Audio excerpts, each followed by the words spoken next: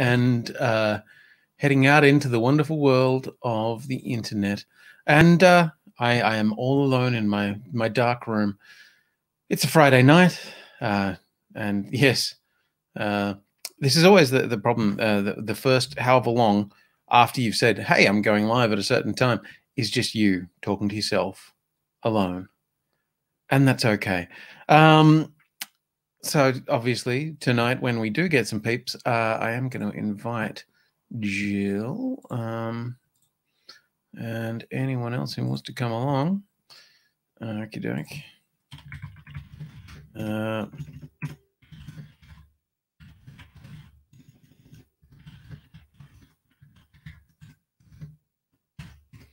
There we go. Whack a bit of that in. And we'll just see whether or not some people show up. Hey, how you doing? Hello, hello.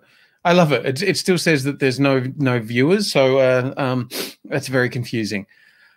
Oh, how you doing, Avaricious? Look, I know that we've got a lot to talk about tonight. A lot to talk about, because I feel like we're going to have a lot to kind of discuss about kind of the whole thing. I feel like there's a lot to talk about the whole show, not just this last episode. But that's how it's going to be. So yes, hi. There you go. I am with you too, and Pradikanga, it is lovely to see you there, my friend. Has everyone had a nice week? Have we all had a good time? Have we been doing fun things? To anyone who wants to join in, there is the link. It's in the chat. So you're more than welcome. If you've got a camera and a thing, you are more than welcome to join in. Yeah, it's been an okay week for me. I have been down for the count for at least some of it, because yes, the joy of being sick, which is a bit shit. So you may hear I'm a little croaky in the voice, and I assume I'm going to go with it's just a dose of con crud. I haven't been in to get my nose swabbed, so I'm guessing that it's just, I'm hoping it is just that. I don't. Yeah, I'm guessing con plague. That's what I would assume. Which is a weird thing, being able to talk about having been to a con. That was Jesus. That was a strange time, let me tell you. I mean, it was good, but it was weird. It was real weird. Felt strange being back amongst so many people. Yeah, Jill is going to be with us in a couple of minutes, so I'm looking forward to having a big old chat with her. I'm just putting in the link so that if people want to join in, they can. And I'll go into the Marvel one as well, because, I mean, it just seemed appropriate. Dr. Rayner.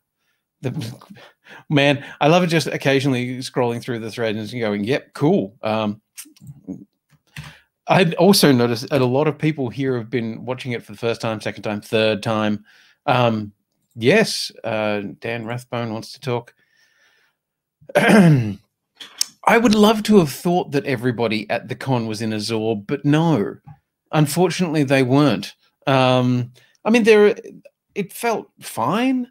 It felt like, kind of like the old way of doing things, where everybody was just doing their thing and having a good time. Like Avaricious was there, and she was badass. And that was nice, and it was really cool to see people. But I tell you what, it just feels weird now. Yeah, it feels weird. It's lovely hugging people and seeing people that you haven't seen in a long time, but oh man, there is something so deeply strange about being around, thousands of people. Yes, and love from Avaricious, and also I thought that's just how they do things in Queensland. Yes, everybody parties in Zorbs in Queensland. Avaricious, you can talk to that. Are you a Zorb fan? Have you been absorbed? I'm going to go with probably not. Yeah, hugs, actual jealous of hugs. I don't blame you. Yeah, look, it was a lovely time, and every single person that you talked to had that moment of like, are we doing hugs? Are we doing them? And what is a zorb? Let's see if I can find some videos of zorb stuff, and then I will share it with you. So that let's here we go. Let's see if I've got a bit of that going. So if I now do that and I share, sorry, this is me talking through. There we go, and we'll share the audio. There we go. There it is, final Zorb, and this one is the most epic of all. It's called the drop. Can't even see the track, so I have no idea how big the drop is. But I have no idea what this guy's talking about, but this is what being in a Zorb is. And yes, we'd all like to have been in a bubble. That looks terrifying and painful, and like I'd probably break something. Great, and now we've got an ad, so that was worth every second, wasn't it? Okay, we're going to remove that. Yes, yes. I do wish I had been in one of those. Yeah. Yes, Zorbs are person-sized hamster balls, and definitely not the Mortal Kombat type. Oh God. Yes. It would have been good. Baron Zorb. Baron Zorbo, yes, absolutely. I think that's what we definitely Earl of. He's the Duke of Earl, the Duke of Earl. If you want to join in the conversation, there is the link. You are more than welcome to. Otherwise, I'm just going to keep reading what you say to me and laughing, because essentially that's all this is going to be. I do want other people to come in and chat, because I'm very, very much looking forward to. Why are you scared? You know me. All there is a bunch of other people watching. So like here comes Rob. Rob is a good person. Hey Rob, how's it going? Yeah, not too bad. Not too bad. Quiet night on the Gold Coast. You know, we're not out hugging people all the time. Oh, right. Okay. We only do that occasionally. Well, I have to keep my distance because I'm not allowed to do that at work. Oh, okay. Can I ask what your work is? I work in a hotel. Oh. And yeah, our hotel. You didn't work at the one I was just in. Probably not, because had you visited the hotel where I work, you'd still be there for the next 10 days. Oh, gotcha. I think I understand. All right. Yes. Right. You work in one of those hotels. Yeah, no hugging, no touching, and a general no close distance at all. Keeping socially distant. Gotcha. And funnily enough, one of the places that we would normally have stayed, or people would normally have stayed, on the Gold Coast, was one of the hotels. And I was like, oh, okay. Yes. Yeah, because I was like, people in that one, and they're like, no. So are there many hotels on the Gold Coast that are like COVID? 2, maybe 3. Ah. 2. Well, one other that I know of, but yeah, I mean, we're doing all right. It's keeping us busy, and it's we're doing what we can to make everybody as comfortable as possible. Well, that's awesome, and you know what? Let's make somebody else a little comfortable here, and welcome in the wonderful Avaricious. How you doing? Evening. Okay. You're okay. Yeah, I think I got to work out my audio. Yeah, I think we may have to, because Jill's here. I just choked on my own spit. I'm so excited. Congratulations, Jill, for nearly killing yourself. I'm gonna work out my audio, and I'll be right back. Not a problem. I'm just going to mute you. Yeah, I'm just going to mute Avaricious while she is doing that. So I didn't realize it, Rob, but you were within like perhaps a few minutes walk of us for the entirety of the time that we were on the Gold Coast. Yes, I would have loved to have made it down there, but yeah, I don't think I would have been too welcome in my day-old work clothes. So I was keeping my distance. Just go and call it cosplay. Just say, hey, I'm cosplaying as a Gesundheit. Yes. Yes. Hi, Mom. just. Was that your mum? Oh, that's amazing. I was trying to unmute her, but you've muted yourself, so I can't. Hi, Mom. This has gotten weird. Is that better? No, Maybe. I don't know. I don't know. Well, I don't know. We can't hear ourselves now, so that's a good start. Yeah, it's a good start. Tell Mum Jack says hi, by the way.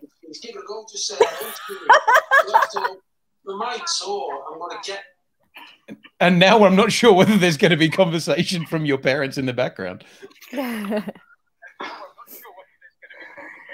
There's a super lag. There's a really big lag too. Yeah. Big lag. Yeah. Big lag. I don't know what this means, but I'm concerned by are these big lags? It means Tom Taylor. Did you not know? Tom Taylor. Tom Taylor. Well, I'm you very mean concerned. New York Times best-selling author Tim Taylor? Isn't that Tim Brooke Taylor? No, wait, hang on. Yeah. He's a real goodie. Yes, he's a good one. No, Tom Taylor, who is now writing Superman, which is Jonathan Kent Superman. Oh, him, right? Yes, I've seen artwork of that over the weekend on the interwebs. Super fucking exciting. Tom is a very old friend of ours. Avaricious can tell you the multiple times that I have been groped. Yes. And she won't say, oh, she's being so coy. You know, you could talk. It's I'm okay. like a vault. I'm a vault. Yes, you are. What happens on tour stays on tour. You know what? I'm actually going to say I'm never saying that phrase again because that one got me in some shit? Yes, I have seen some shit, but also it got me into some deep shit with my ex-girlfriend. Well, as someone who lives on the Gold Coast, can I say what happens on the Gold Coast actually doesn't stay on the Gold Coast? It usually follows back. Yeah. And usually you can get a cream for it later. I was just gonna say you got to go and see a doctor afterwards. Yeah. So no, I got in, and it just follows you for years and years and years. Absolutely. And years. Yeah, it's not a good time. I had the problem that I used that phrase, what happens on tour stays on tour, and I used it jokingly. I was like, yeah, what happens on tour stays on tour.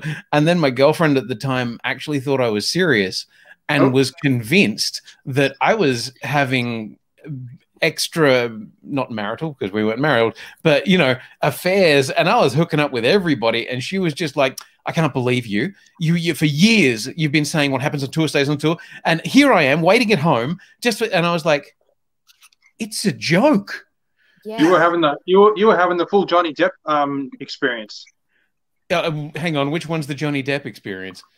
Basically, what happens on tour stays on tour. Sex, drugs, rock and roll, TVs out the balcony window. She thought I was having that, but I wasn't. I was just living my best, normal, boring as I'm a big fat nerd life. The most gropes you've ever had are from Tom Taylor. It is true. That is it. Just tell her it was all man on man action. Yeah. You've taken photos of those. Exactly. Okay, let's enough of this tour business. And yes, indeed, strong mug game. Everybody's looking good on the mugs. So let's talk about our finale. Oh, and I will also add in Will, who I see is just down there. There he is. Hey, Will, how you doing, buddy? Hi, I'm good. Hello. Evening. All right. I'm cosplaying as the Winter Boner tonight.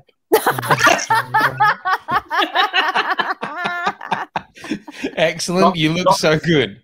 Knock. Show me your big metal arm. Go on.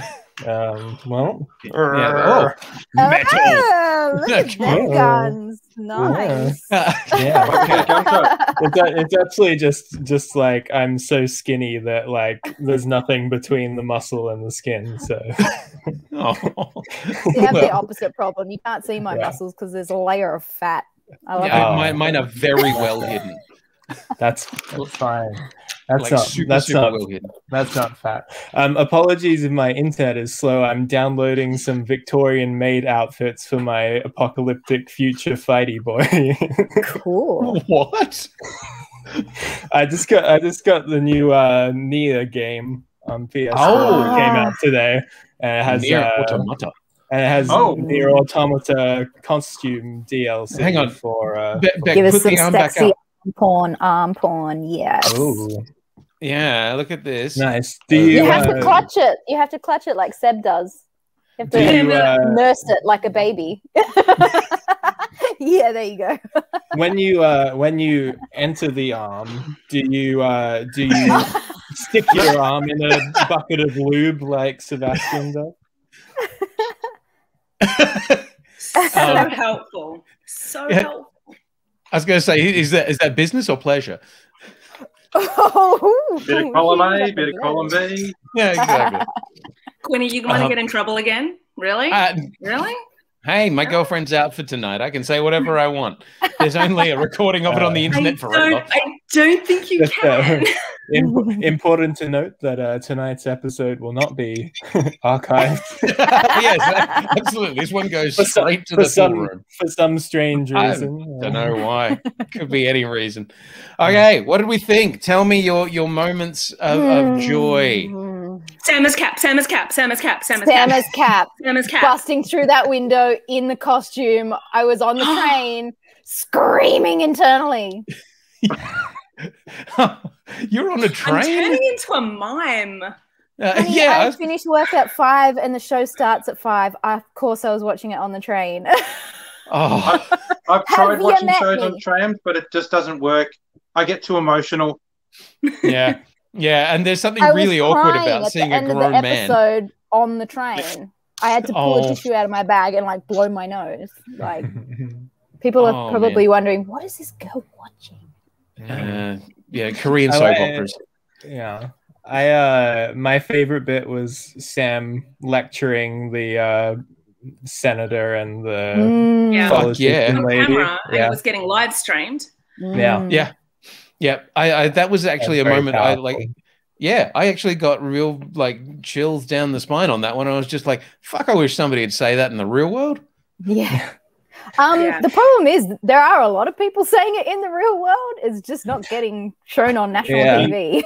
I feel like people like have said that to like, certain people and they've just gone like, that's interesting, or like got their bodyguard to like whatever.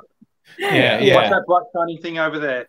Yeah. Oh, hang on. I've got to go to Hawaii anyway. Oh, right. I gotta pick up a hose, mate. My maid outfits have finished. Hang on. Okay, I really need to see what these maid outfits are that you're talking about. And is that your butt? Yeah.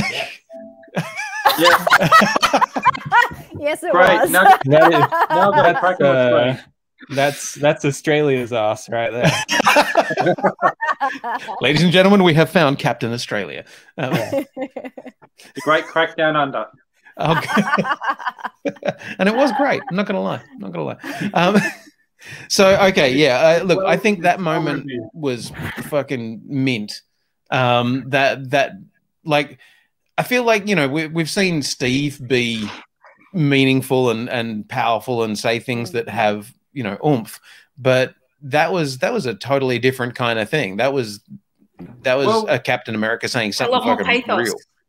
Well, Sam was speaking from a different generation. Had Steve said all that, it would have come off a little bit hokey, a little bit, I don't know, just wouldn't have fit right. But because Sam's from this generation living in the 21st century. He doesn't look the same as Steve.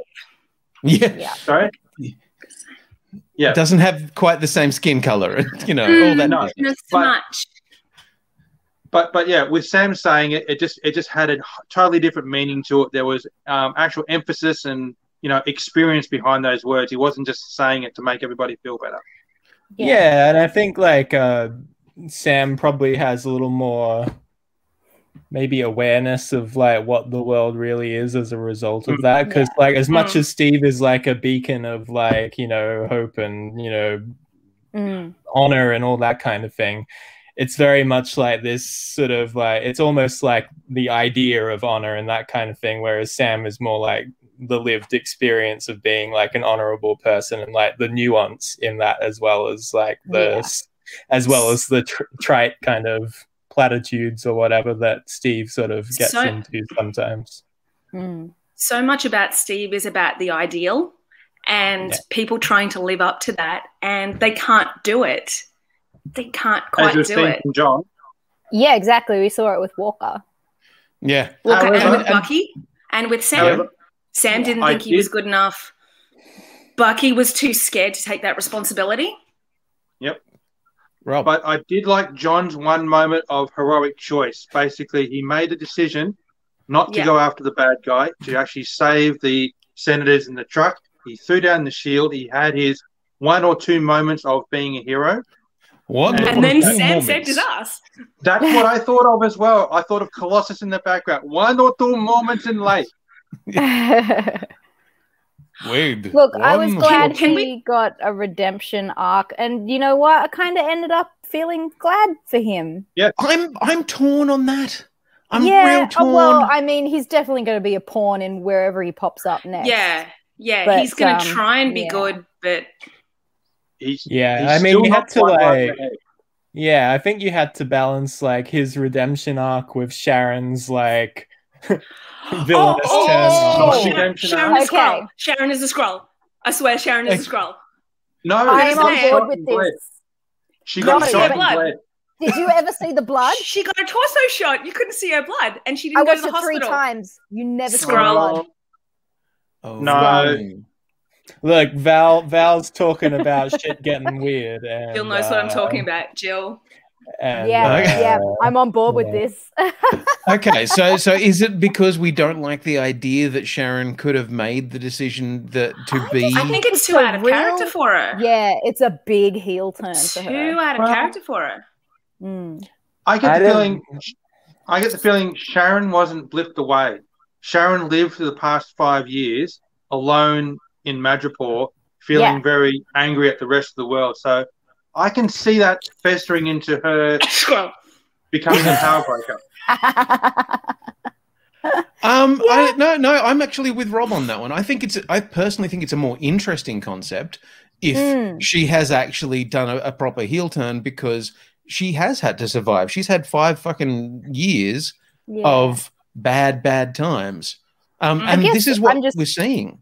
Yeah, I'm coming from the point of view of like we never saw any of that or had it explained. So it feels like it's kind of coming out of left field. It's all of a sudden like, oh, she's living in Madripoor and now she's this cold hard bitch. And I find it disappointed. I still find it hard to believe that they would turn Peggy's niece into a villain. Like I don't see them doing that. It's Peggy's niece. Yeah, I don't. Yeah, I feel like there's some sort of like, like villains never use Apple phones in movies. Yes, that was a big thing. And it's a bit like I don't think Captain America kisses like people who are baddies in a way too. You know what I mean? Like I don't. I wonder if isn't Steve now technically her uncle? Yeah. And Game Steve is a Skrull.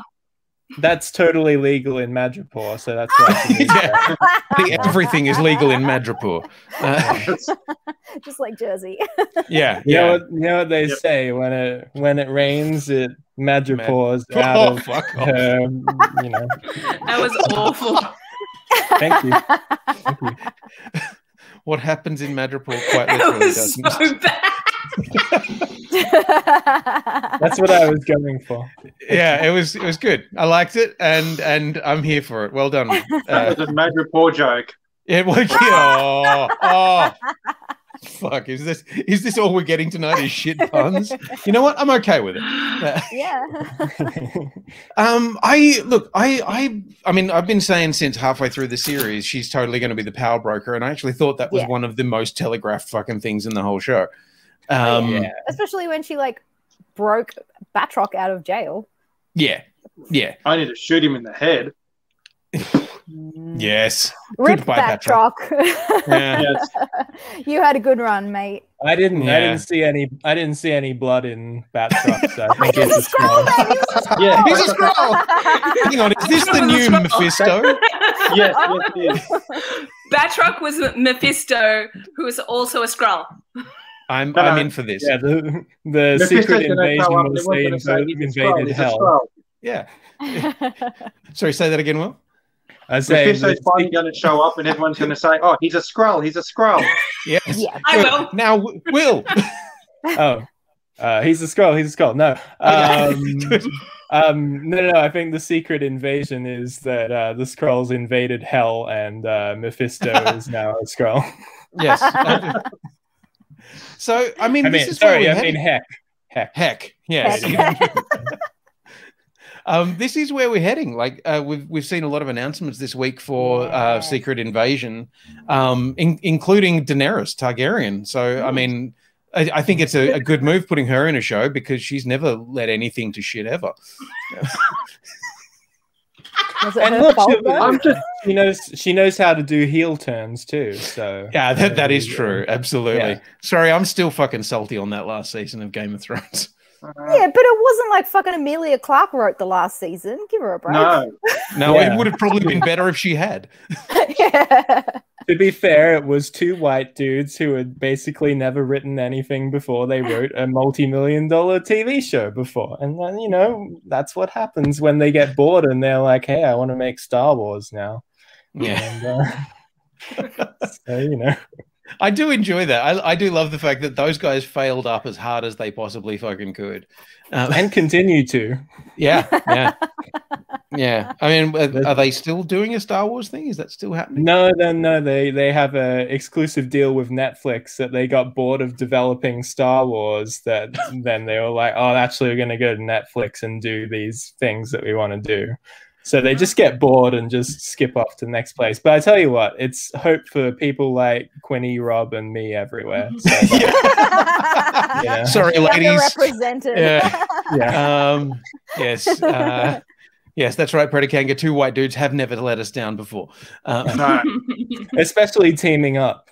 Yeah, absolutely. Two white dudes teaming. Yes.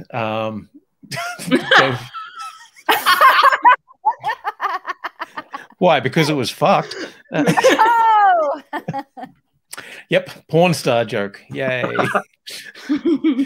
Look, okay, so we're okay with where we're at. Like, do you feel like Sharon's going to become an ongoing villain in either another series, or where do you think they'll pick her up again? Shang-Chi. Really? I think there'll be some scenes in Madripoor, and I would not be surprised if she gets a cameo somewhere in a Madripoor scene. What do we have coming up? What's like coming up apart from like Eternals? She's not showing up in.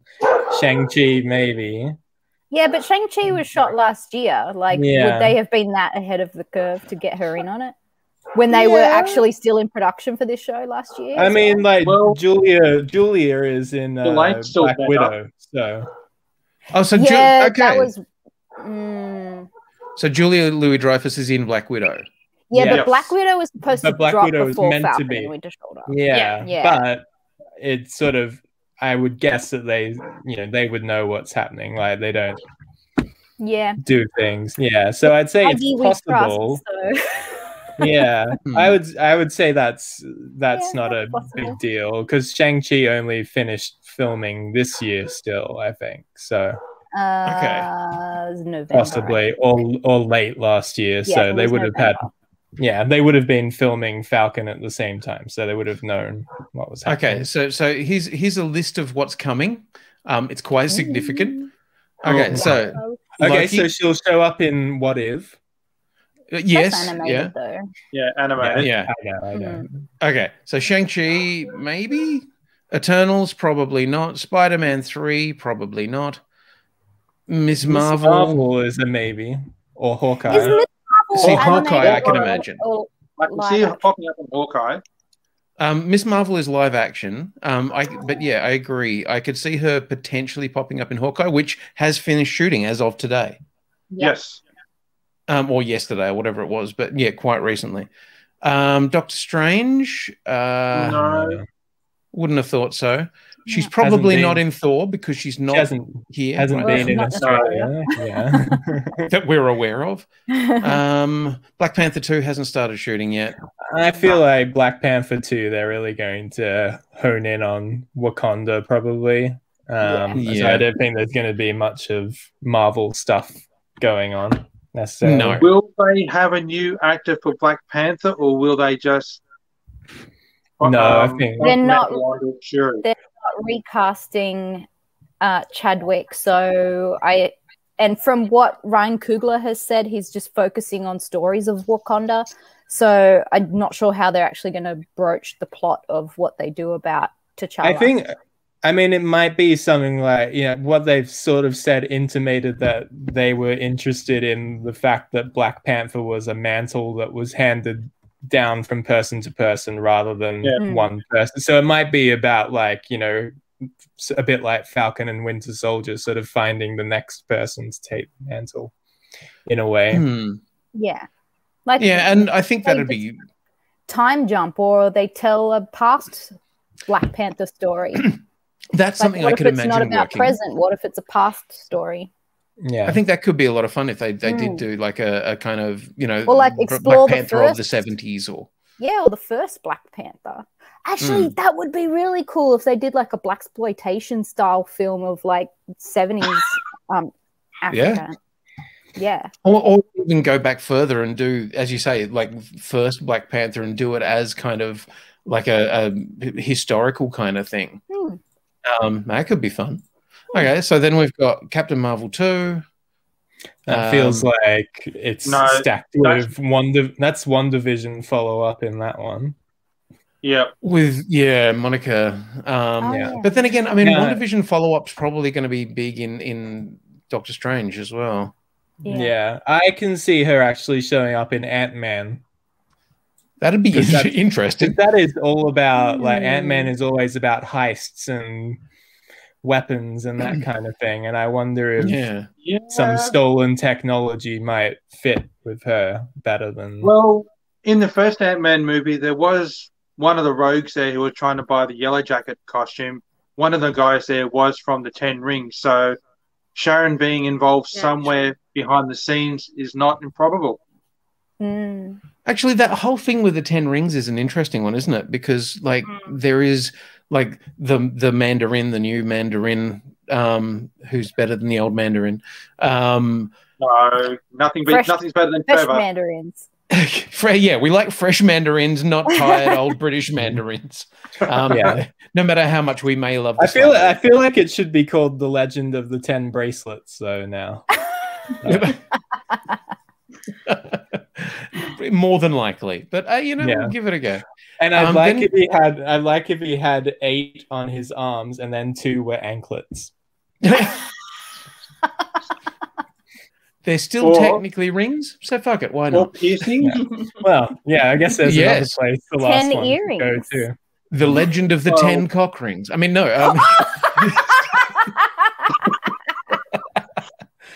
I was going to say, like, keep the 9 on the arms, and then he'd be like, "Oh, where's the last one?" And he'd be like, well, I'm concerned that that Beck has not moved, and that didn't elicit a response from her. Okay, she's in I'm still getting a lot of reverb, so I'm just trying to sort through it.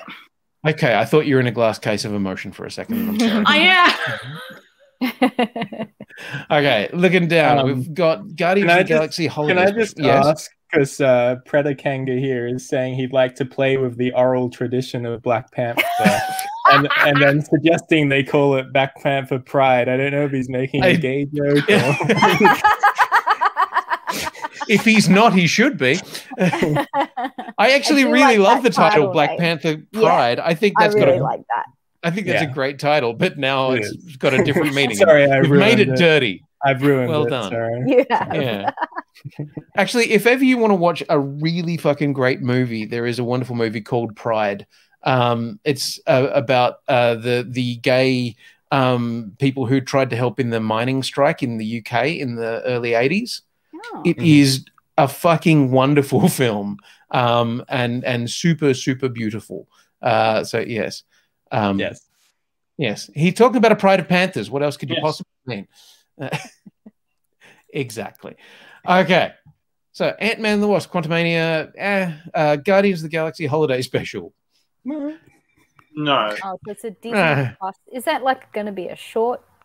It's a like, I think it's like a movie length special kind of thing, but it's a bit of a riff on the Star Wars holiday special. So it's probably more of a spoofy kind of thing. So Guardians does Life Day. Yeah. You know what I watched tonight? I introduced the young man of the house, my partner's son, to the animated bit out of the Star Wars holiday special. Oh, right. Yeah, because that's on Disney Plus now. Yeah. Holy fuck, it's terrible. Like, I'd forgotten exactly how utterly shit it is until we were watching it. And at one point, like, what's his name? Han Solo is there. And it's still the voice of what's his name? Harrison Ford? Harrison, thank you. That guy. Yeah, that guy. I'm a professional. I know what I'm talking about. Indiana Jones, Dr. Jones. Yeah, Dr. Jones. Sorry, that's Dr. Jones to you, lady. Yeah. But he is just like, his voice is clearly not giving a fuck, but the animator has gone absolutely to town on trying to make him look interested. It is a wonderful thing seeing that. So I'm all down for a Guardians of the Galaxy holiday special if it's, at least 20 minutes if it is in Wookiee. I think they're filming Guardians of the Galaxy Volume 3 and the stuff for the ride at Disneyland at the same time. Ooh. Tell you what, when travel opens up again, I'm doing a Disney World tour. Yeah. There's so much new shit coming out at the parks. Sure. Yeah. I've been down a very weird path at the moment. I've been watching the series on Disney Plus called Imagineering. Which is all about the people who make the parks. Mm-hmm. And it's really good. It's beautiful. And you kind of get the idea of how much effort goes into making those parks special. And I mean, yes, I've got a lot of respect for them now. For all those beautiful minimum wage workers. Yeah, well, yes, that is true. Moon Knight. I could imagine Sharon showing up in Moon Knight. Yes, that would be. Is that a series? Yeah, with our favorite Oscar Isaac as Moon Knight. He's awesome. The best Prince John in cinema ever. Yeah. I'm sorry. Are you okay, Jill? Did you not know that one? I love Oscar Isaac. Well, I'm sure that Oscar Isaac loves you too, and will. His many. Hey, Queenie, can we get Oscar Isaac at Supernova? Yeah, right. Let's do that. Let's give it a go. I mean, fuck it. Why not? Because I definitely make these decisions. Yeah. What's that, Rob? No unicorn balls next time. Oh, fucking Queenie and the unicorn balls. Actually, let's get Josh Lawson such a good idea. Supernova. Let's get Josh Lawson. Yes. Actually, I think now Josh Lawson is Lawson. I'm drunk. Josh Lawson is somebody we probably should try and get for Supernova because he is so much stuff. He has. I didn't realize he was in that Hogs movie. He was Paul Hogan. Wasted my life. Oh my god, you watched it. Why would you do that? I was tricked into thinking that it was good. My brother told me it was. He lied. I feel like that's one of those things you just go like, okay, like that'll raise your profile with the boomers. Good work. Yeah, absolutely. And we have Nick joining us. Hello, Nick. How are you? I'm well, Quinny. How are you? I'm good. Say hello to everybody else. Say hi, Rob. Say hi, everyone. Hello, everyone. Everybody else. And Yay. Rob, Avaricious. I'm Nick. Winter Boner. I like it. And Jill. I'm so glad you could choose your own name upon coming in here. Well, last time I was Baron Emo, so I wanted to. I'm just going to change it up every time. Baron. Oh, so did we think it was a good? Sorry, just to go back to Falcon. Sorry, I'm going to Captain America and the Winter Soldier. Oh my God! That title card at the end. Tears. I cried. Tears. Yeah, It was so that good. was fucking. I was like, yes. It's going to confuse the hell out of IMDb. So. Yes, it did. Because I went trying to look for a picture to go, okay, let's see if I can find something for saying Captain America and the Winter Soldier. Yep, no, all that first film. Or the second film, sorry. So, yeah, maybe they're going to call the different... okay, do you think we're going to get another series? Yes. Yes, because I think I've already heard they're doing a second one. Oh. I haven't heard that, but what has happened is Emmy-wise, they've been putting forward WandaVision as a limited series and Falcon and the Winter Soldier as a drama. Yeah, that's correct. Right. Which So, could just be to separate them so they're not in the same category. So it's not really like a thing, but this one, obviously has more room to move. WandaVision was only going to be able to be done once because you've got the concept of it. And WandaVision, you can't make it again, and Vision doesn't exist anymore, really. So there's no. But it's not the thing where they try to make it happen over and over again. It's like, I can't believe the same shit's happened to me twice. I can't believe now I'm stuck in television shows instead of sticking other people in television, and now they're all cop shows. I'm around the twist now. How did this happen? No, I'd watch the shit out of that. Have you ever felt like this? How strange things happening. Yeah. Apparently, that's going to be on Netflix soon. Yes. Next month. Still getting added. My childhood. Yes. Oh, controversial. Man. First 20 minutes, all I could think of is Spidey would have had done this already. So this is in relation to Falcon and the Winter Soldier. Like the first 20 minutes of the episode, maybe, but also you have to give Captain America his time to be a badass. To be fair, his little bird drone did shoot out a Spider-Man web. Yeah. Two birds. He's got two birds now. Red wing and blue wing. Oh. Is it literally because called blue wing? Because he wouldn't have a white wing. Yeah, no. But the second one was coloured blue. So I'm figuring if the first one's called red wing because it's red, and the second one because it's blue wing. Okay, cool. And if there is a white wing at some point in time, we'll know that they make lovely food. Good cakes. Hey, nice. Are they going to have a black red wing? This is the confusion I'm talking about. Did they watch the movie or did they watch the last episode? Starfire, was it the last episode or the last movie? Episode. It's Captain America now. Yeah. Captain America, the Winter Soldier there's an end. There's an end. There's a semicolon. Yeah. Yeah. Good call. Grammar. Yeah, we love grammar. I'm glad that you have watched it, and I'm glad that you've joined us, Starfire. How are things down in South Australia? We hope you're having fun down there. I fucking love the costume. Oh, yes. I kind of hate how they're not doing something over the years. Like it's just like they've just got this thing this bit around the chin stop talking about that. Yeah, the bit around the Star-Lord problem where it's like if something hits him in the head, it's going to cause issues. It's the Kid Flash style headgear thing. But I probably think it because I had to try and design a costume for Brendan, who was trying to do the superhero thing. But that's probably where I'm coming at it from. I did notice in the scene where Mackie's talking with the senators, it looked like it was hard for him to get his head to actually move quite a bit. Oh, the George Clooney. Doing a lot might need to talk to Christopher Nolan and get that swivel Batman. Yeah. Yeah.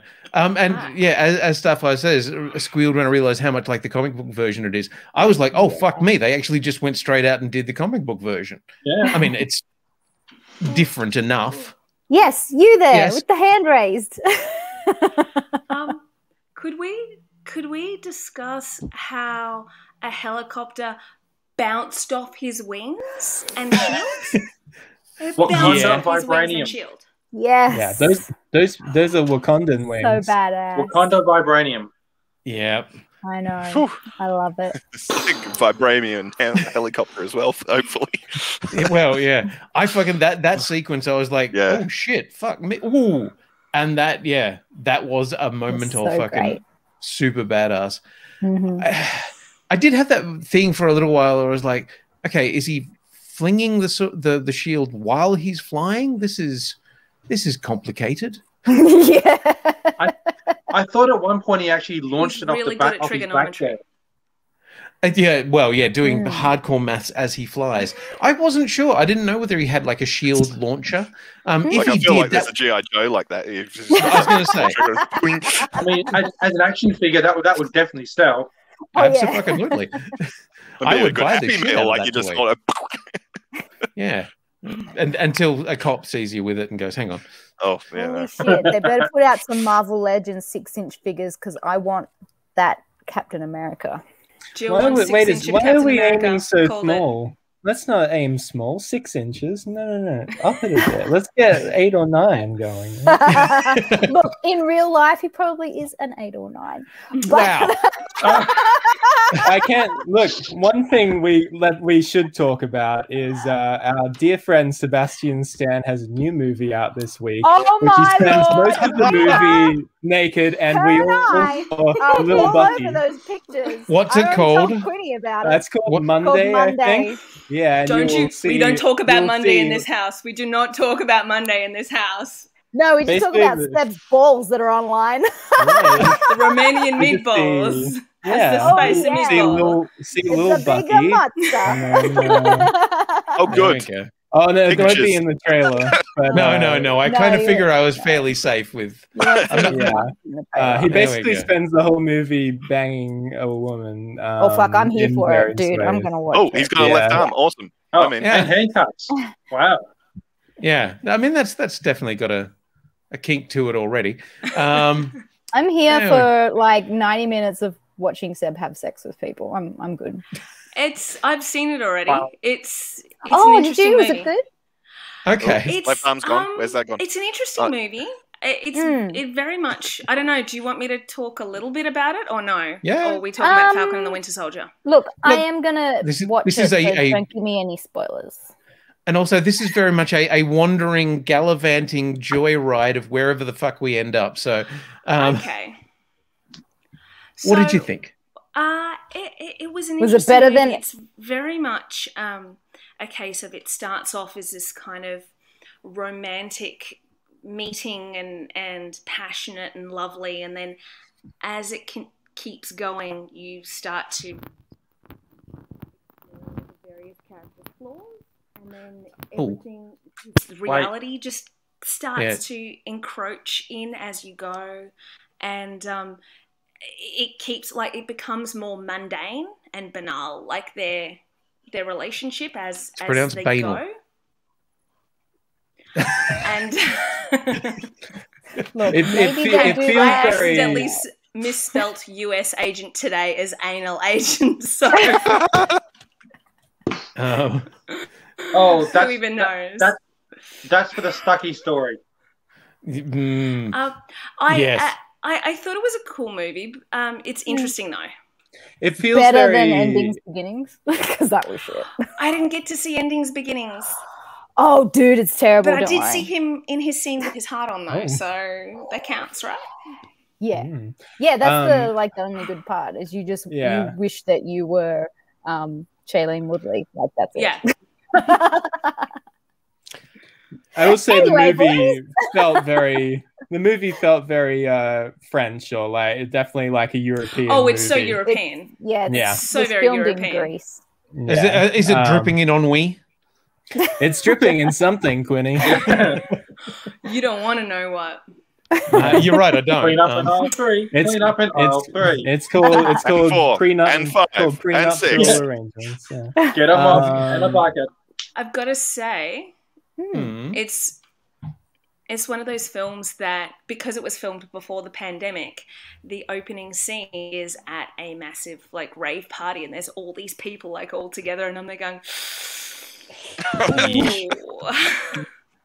Do you find that now with pretty much every TV show you're watching it, and when you see a big group, you're like, like the opening of Spectre, where he's like just in this crowd and he's all bumping around people. It's like we've all turned into Howard Hughes, where now anytime anyone says like, germs.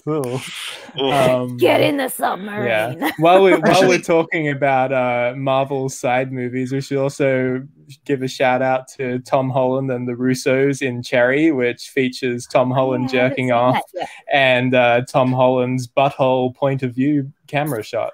I can't do that. Oh my god, does Beck know about this movie? I can't.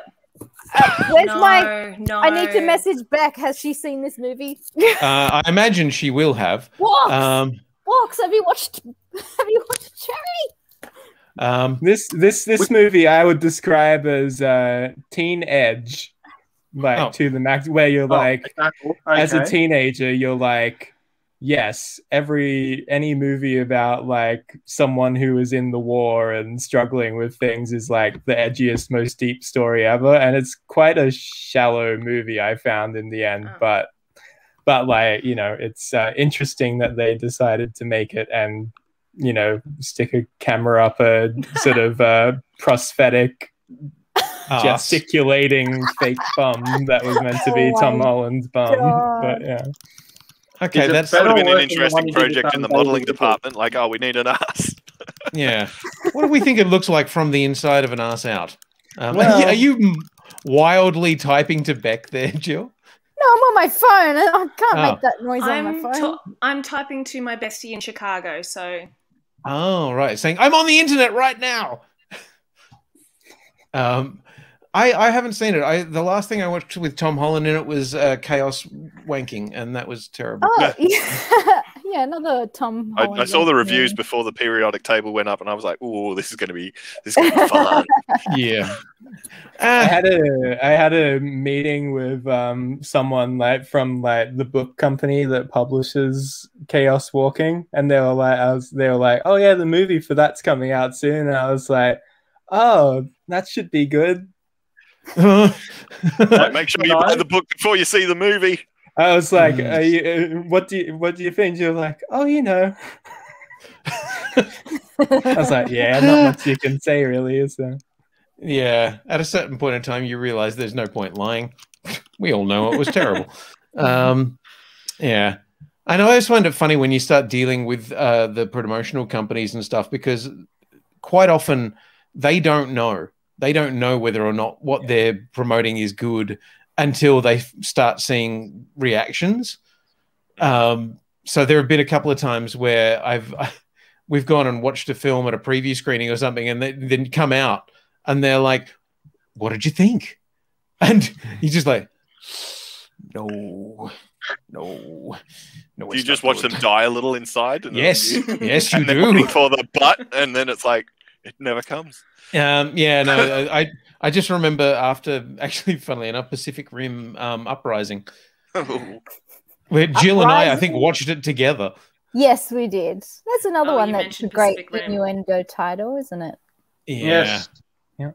Uprising the Rim. So what kind of specific rim was it? Specific rimming. Specific rim. Yes, that one. Very definitely. Not the other one. The rim is being spread by kaijus.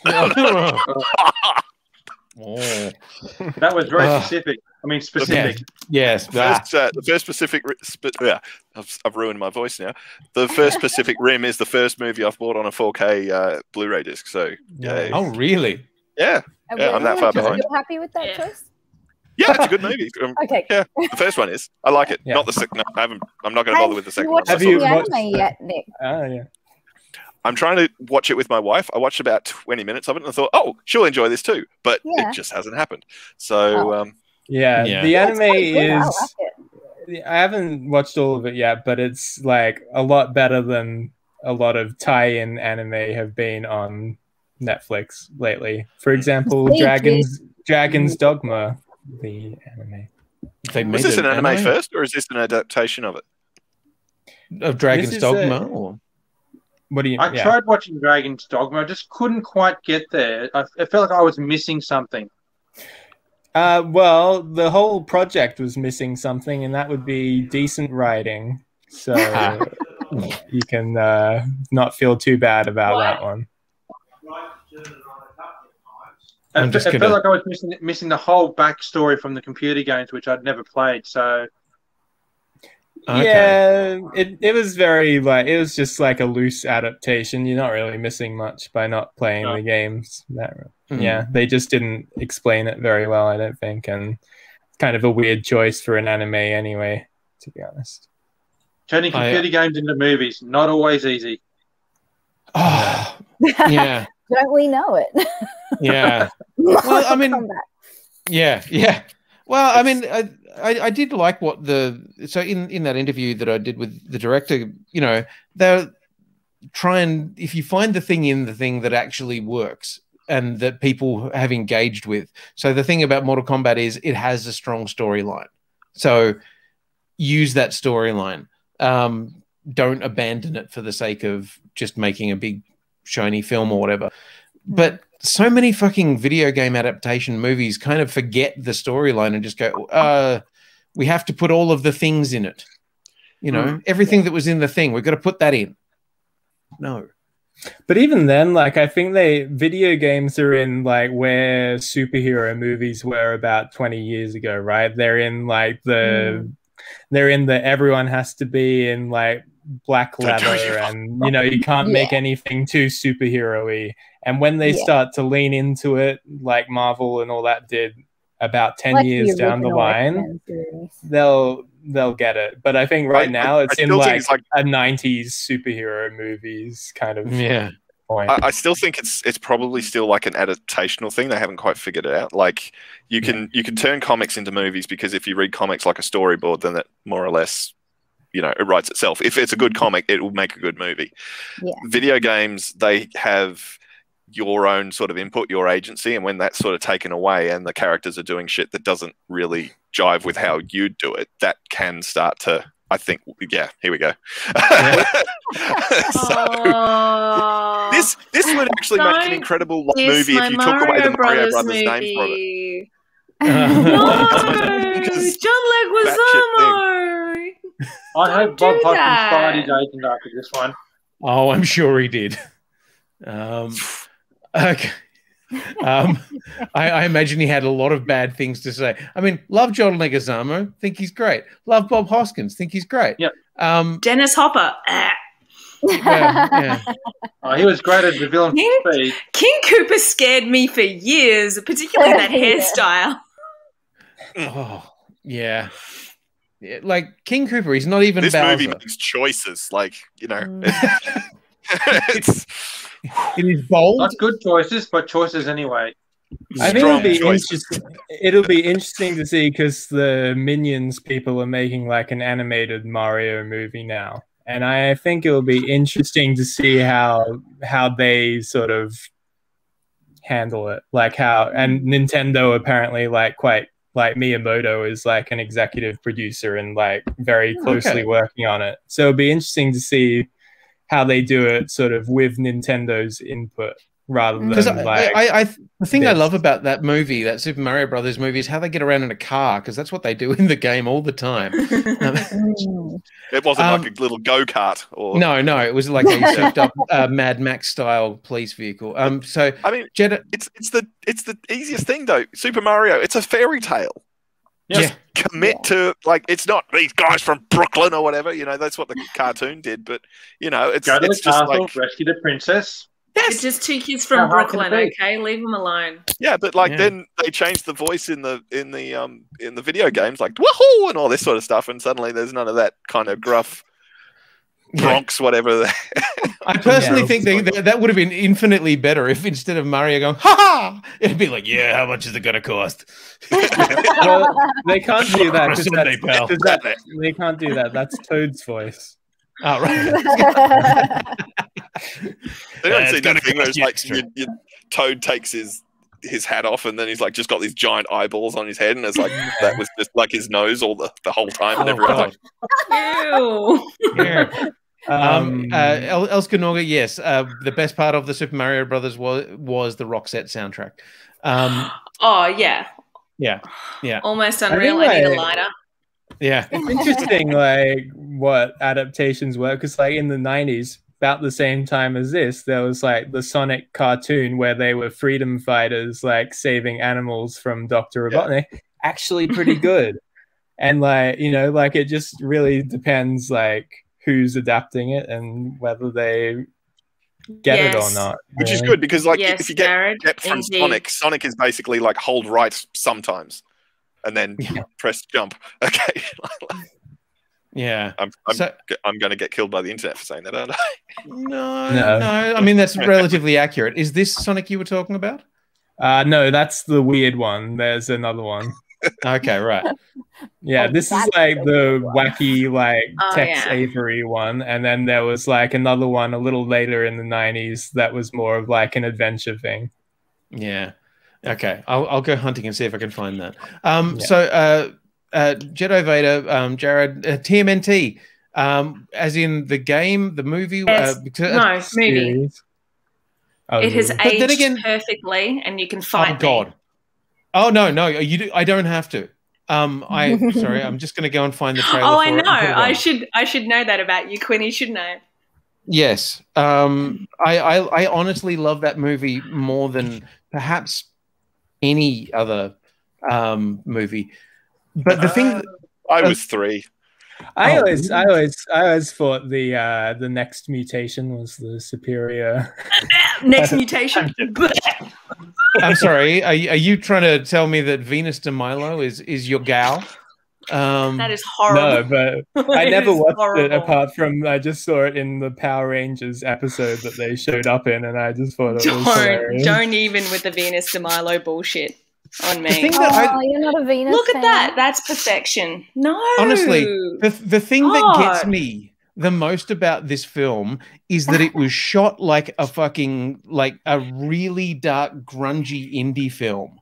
And like you look at it, it is shot on a really unusual film grade. It is lit like, you know, we don't want you to see anything. And they take it super dark and serious, even though they've got the colorful costumes and stuff. Much like the original comics.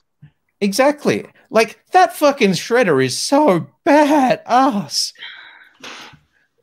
I think it is perhaps one of the only perfect comic book to movie translations.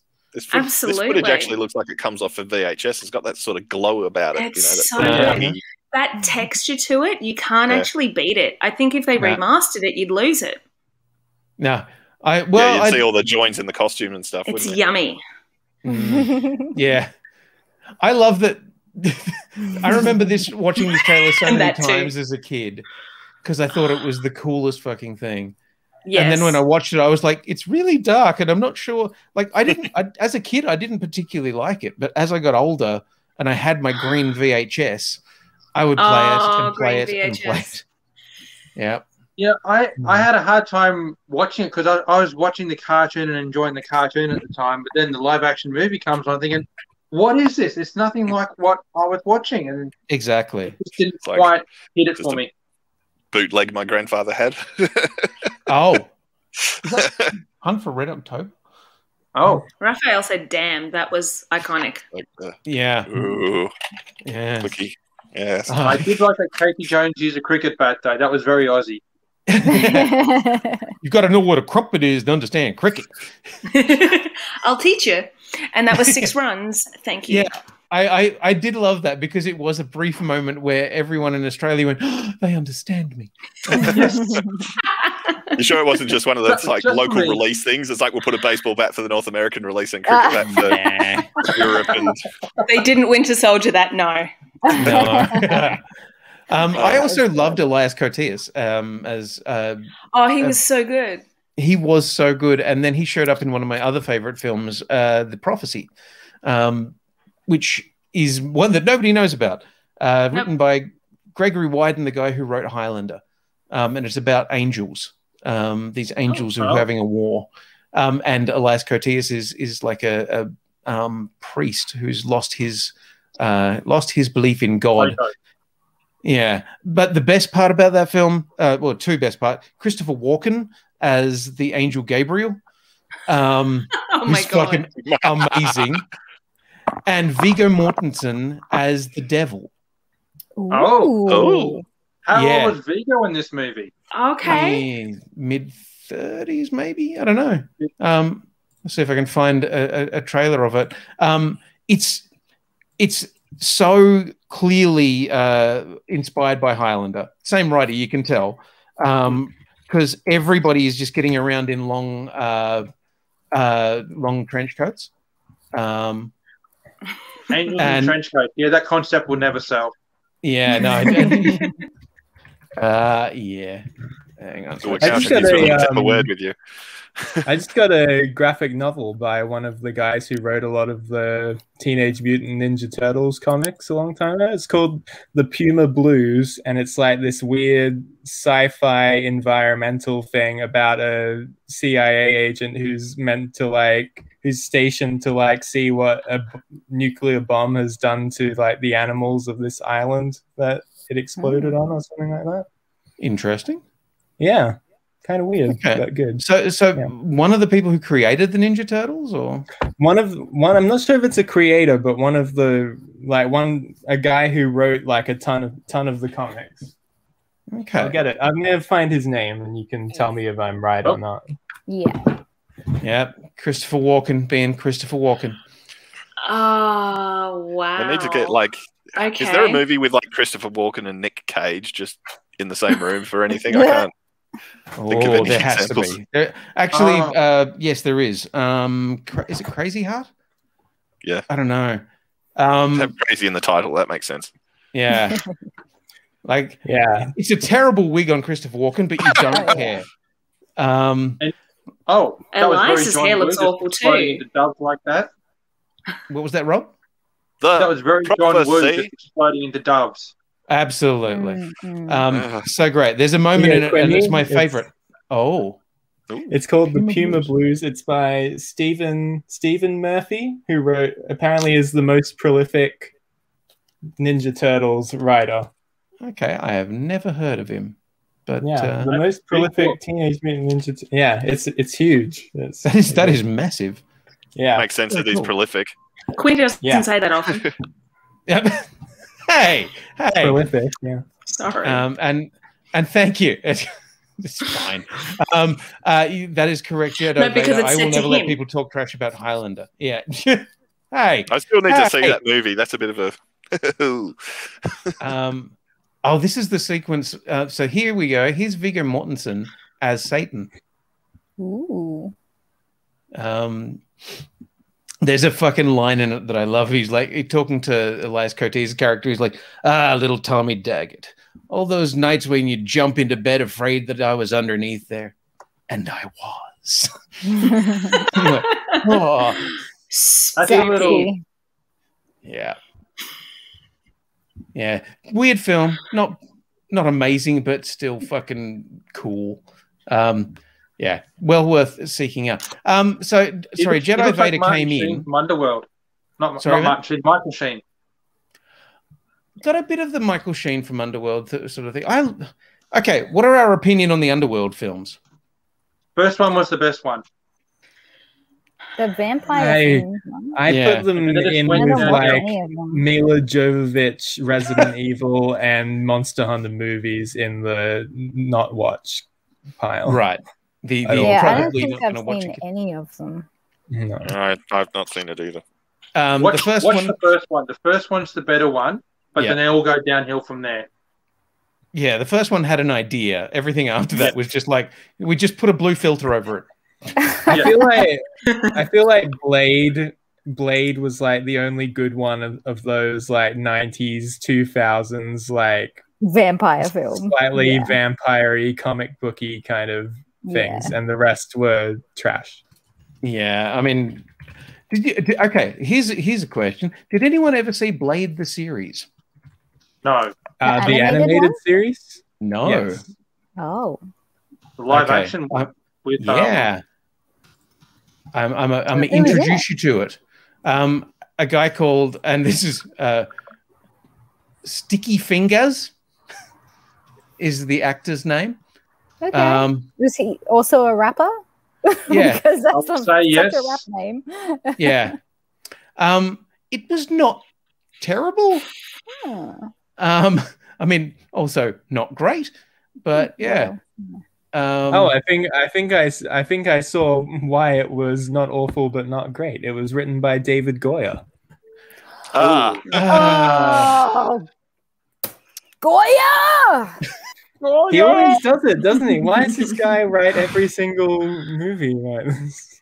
He's like the superhero guy in Hollywood, and everyone's like, no. Yeah. Hey. I'm glad that somebody else watched the series, Starfire. I'm very impressed because I didn't think anyone else did. It got precisely one series and then died. So Blade is back, and then he wasn't. Briefly. Did that one have a missing apostrophe and it just said Blade's back? Because not Blade is back, just Blade's back. Yes, just Blade's back. Put the blades back. Thanks. Okay, so shall we go back to Falcon and the Winter Soldier? Are there other bits that was a very long like side tangent. I know, right? That's how we operate around here. So other bits that we liked or disliked. Let's be completely honest here. I want to shout out the parallels of Sam and Steve and the way that Sam is not aggressive when he fights. He's always defensive, especially when he was going up against Carly. And he's still trying to reason with her, even when he was fighting. I really liked actually just even when he's sort of like holding the shield, she punches it and the wings just go into the ground just so he's like, holding his ground. His wing game is amazing.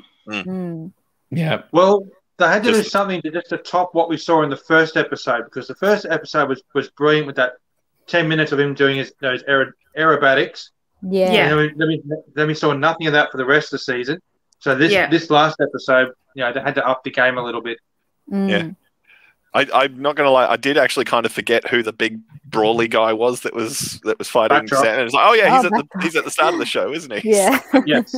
Yeah. The one thing I will say that didn't like totally jive me, I thought the ending that they gave the flag smashers was kind of weak. Like they just put him in the car and blew him off. And, we can have them affecting the larger cinematic universe. Yeah, like it just seemed... Des. Oh yeah, Beck's friend was. Hi, Des. Yeah, but I mean, having Zemo still around, you had to know that they were not going to make it. Oh sure, yeah. I do feel kind of bad that they were dead, and also it kind of like, why did they have that naval guy that was putting them in the back of that truck say "One world, one people"? If you're just going to blow them up. Yeah. Well, did he know what Zemo had planned? That was separate, right? Like he was actually on their side, and then old guy there. I think Val had other plans, and then Zemo trumped her. Okay, was that what we thought? So, do we think it was Val who did it or Zemo? Well, no, I think Val might have done something with him. Okay, because Val had other plans. Right. Okay, so it was, that's right, because I forgot about the butler. The butler did it. Everyone forgot about the butler. I actually had a friend message me, and she was like, "Who's that old man that blew up the truck?" I'm like, Zemo's butler. It's one of those things where you can tell this sort of show is designed for binging, not like waiting a week between. Yeah, you can't expect everyone to watch it 3 times through. Like that moment I did like actually, like Walker this kind of redeeming himself. Yeah, this was brilliant. It was good though. I've got to say, I've seen some shit online. Like there have been a few things online that I've gone, oh, with the people who were, kind of backing Walker and going, they treated him like shit. He was the good guy, and I was like, was he though? Yeah, but they all seem to be a little bit. He's a certain idea of the good guy. I think that's the problem. Yeah. Like, yeah.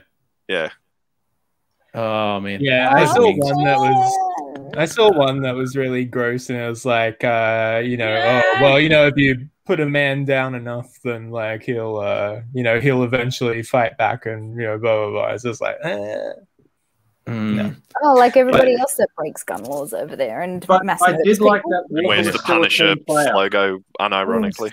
Yeah. Now, sorry, what was that you said, Jill?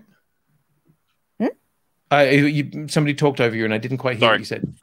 No, we were just talking about how the only people that backed Walker from the beginning were the alt-right. Yes. Yeah. So, you punch him if you push a man down so many times he'll break, and it's like, yeah, like every other mass murderer in your country. Yeah. Cool story. Still murder. Yeah.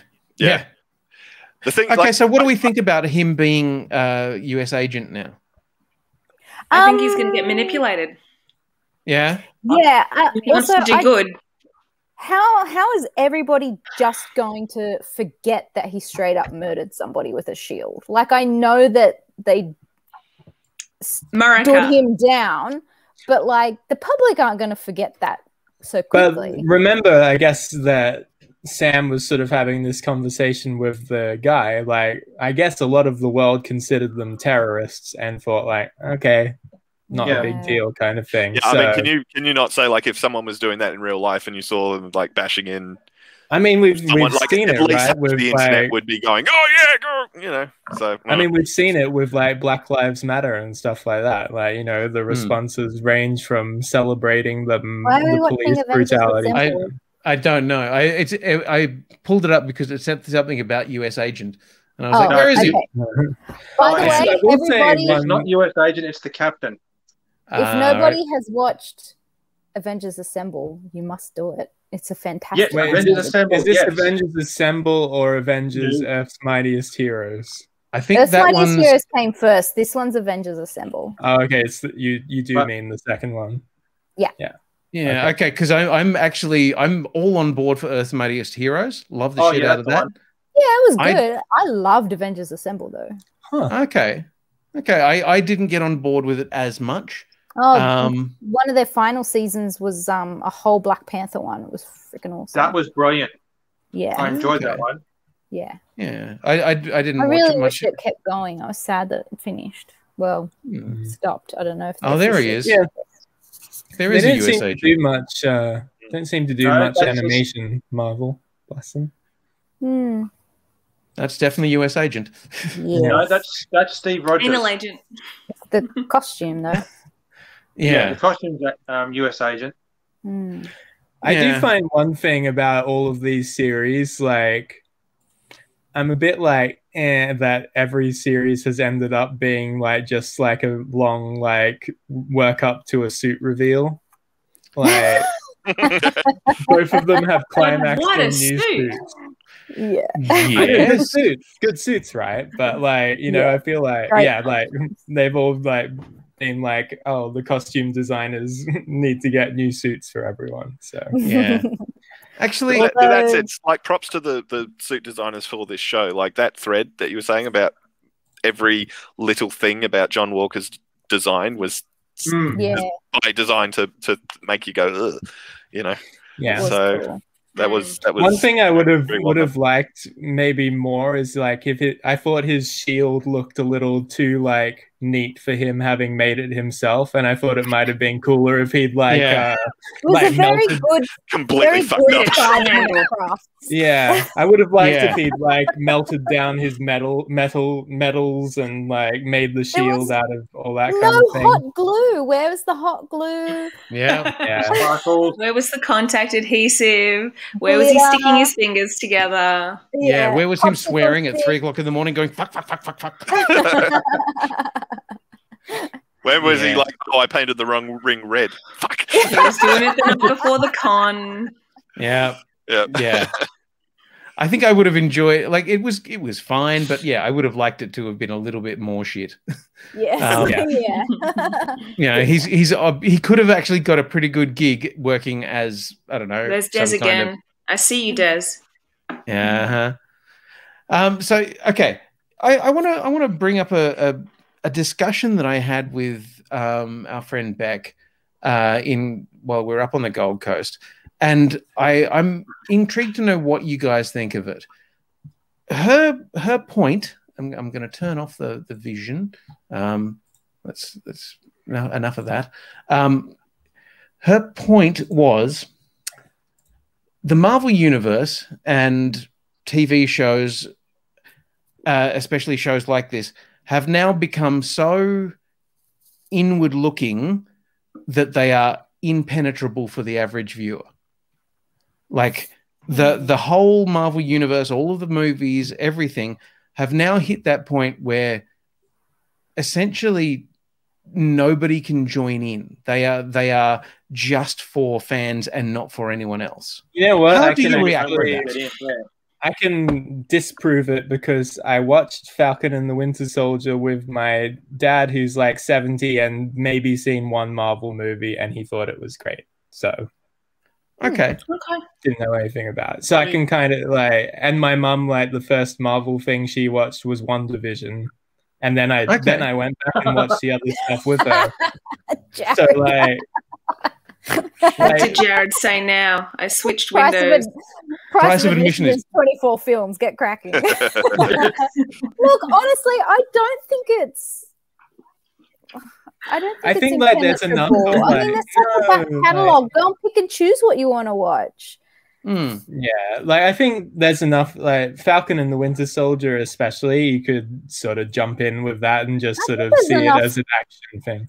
There's enough through lines where you can pick up bits and say, oh, hey, that's really cool. I want to know more about that character, so I'm going to go back. It's the same with comics. Like, I hate that they keep rebooting shit because I never got a reboot when I started reading comics. I just picked up something that I liked and I'm like, sick, that's cool. I want to go and look up all the old stuff now. Yeah. Because, I mean, a scene like this, for example, Dora. Where the Dora Milaje rock up, you have to have an understanding of who the Dora Milaje are, like what they mean in terms of... And where their jurisdiction is. Yeah. Well, I mean, not necessarily. Like, it's in the dialogue. Like, you know, they come in and it's like they're filmed, they're commanding, they're militaristic, you know, so you're like, oh, okay, these guys are, you know, angry at something. And in the previous being, it's like, I'm after Zemo. And they're going to wipe the floor with John Walker. Yeah. Yeah. I think like you don't have that. Yeah, sorry.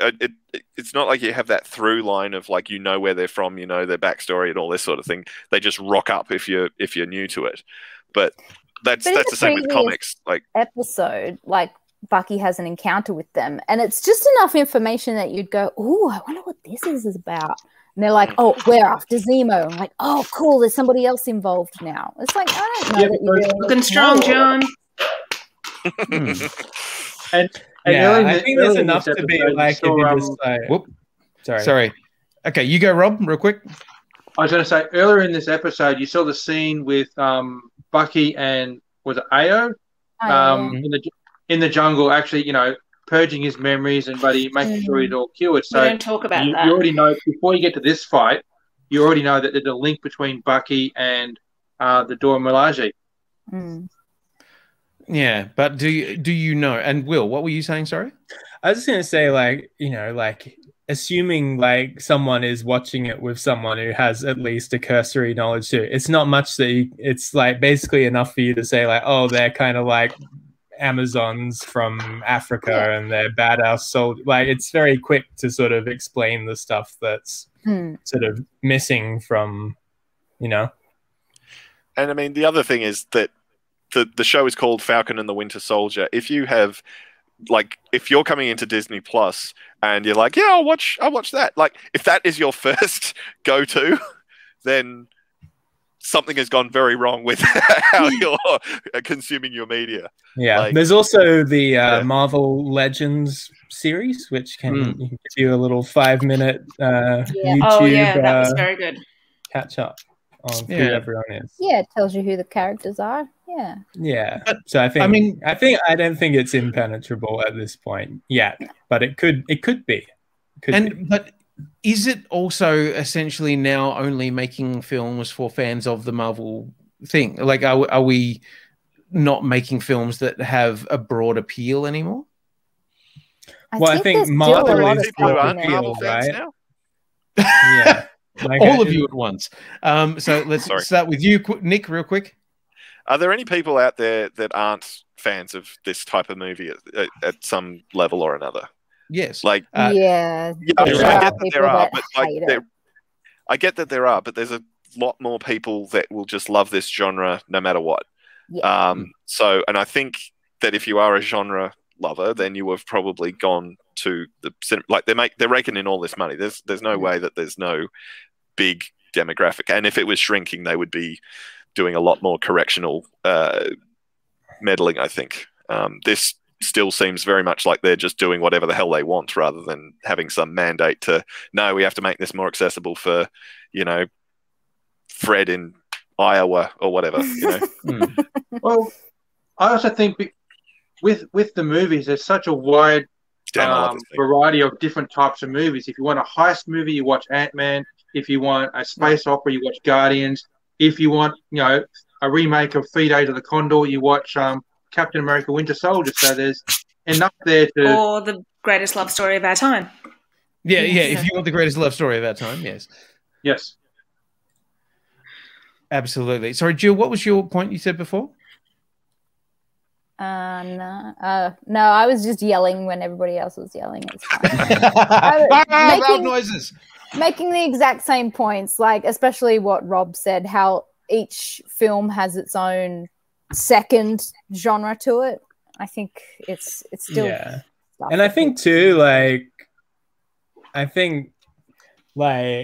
them going off and doing like their own thing, like that's in a way like making a more singular visioned kind of thing actually makes it more interesting to people, right? Because if they wanted to keep, they're not making the same thing over and over again, right? They're doing different stuff, and that's what's making Marvel still a fresh and interesting sort of thing for people to keep watching.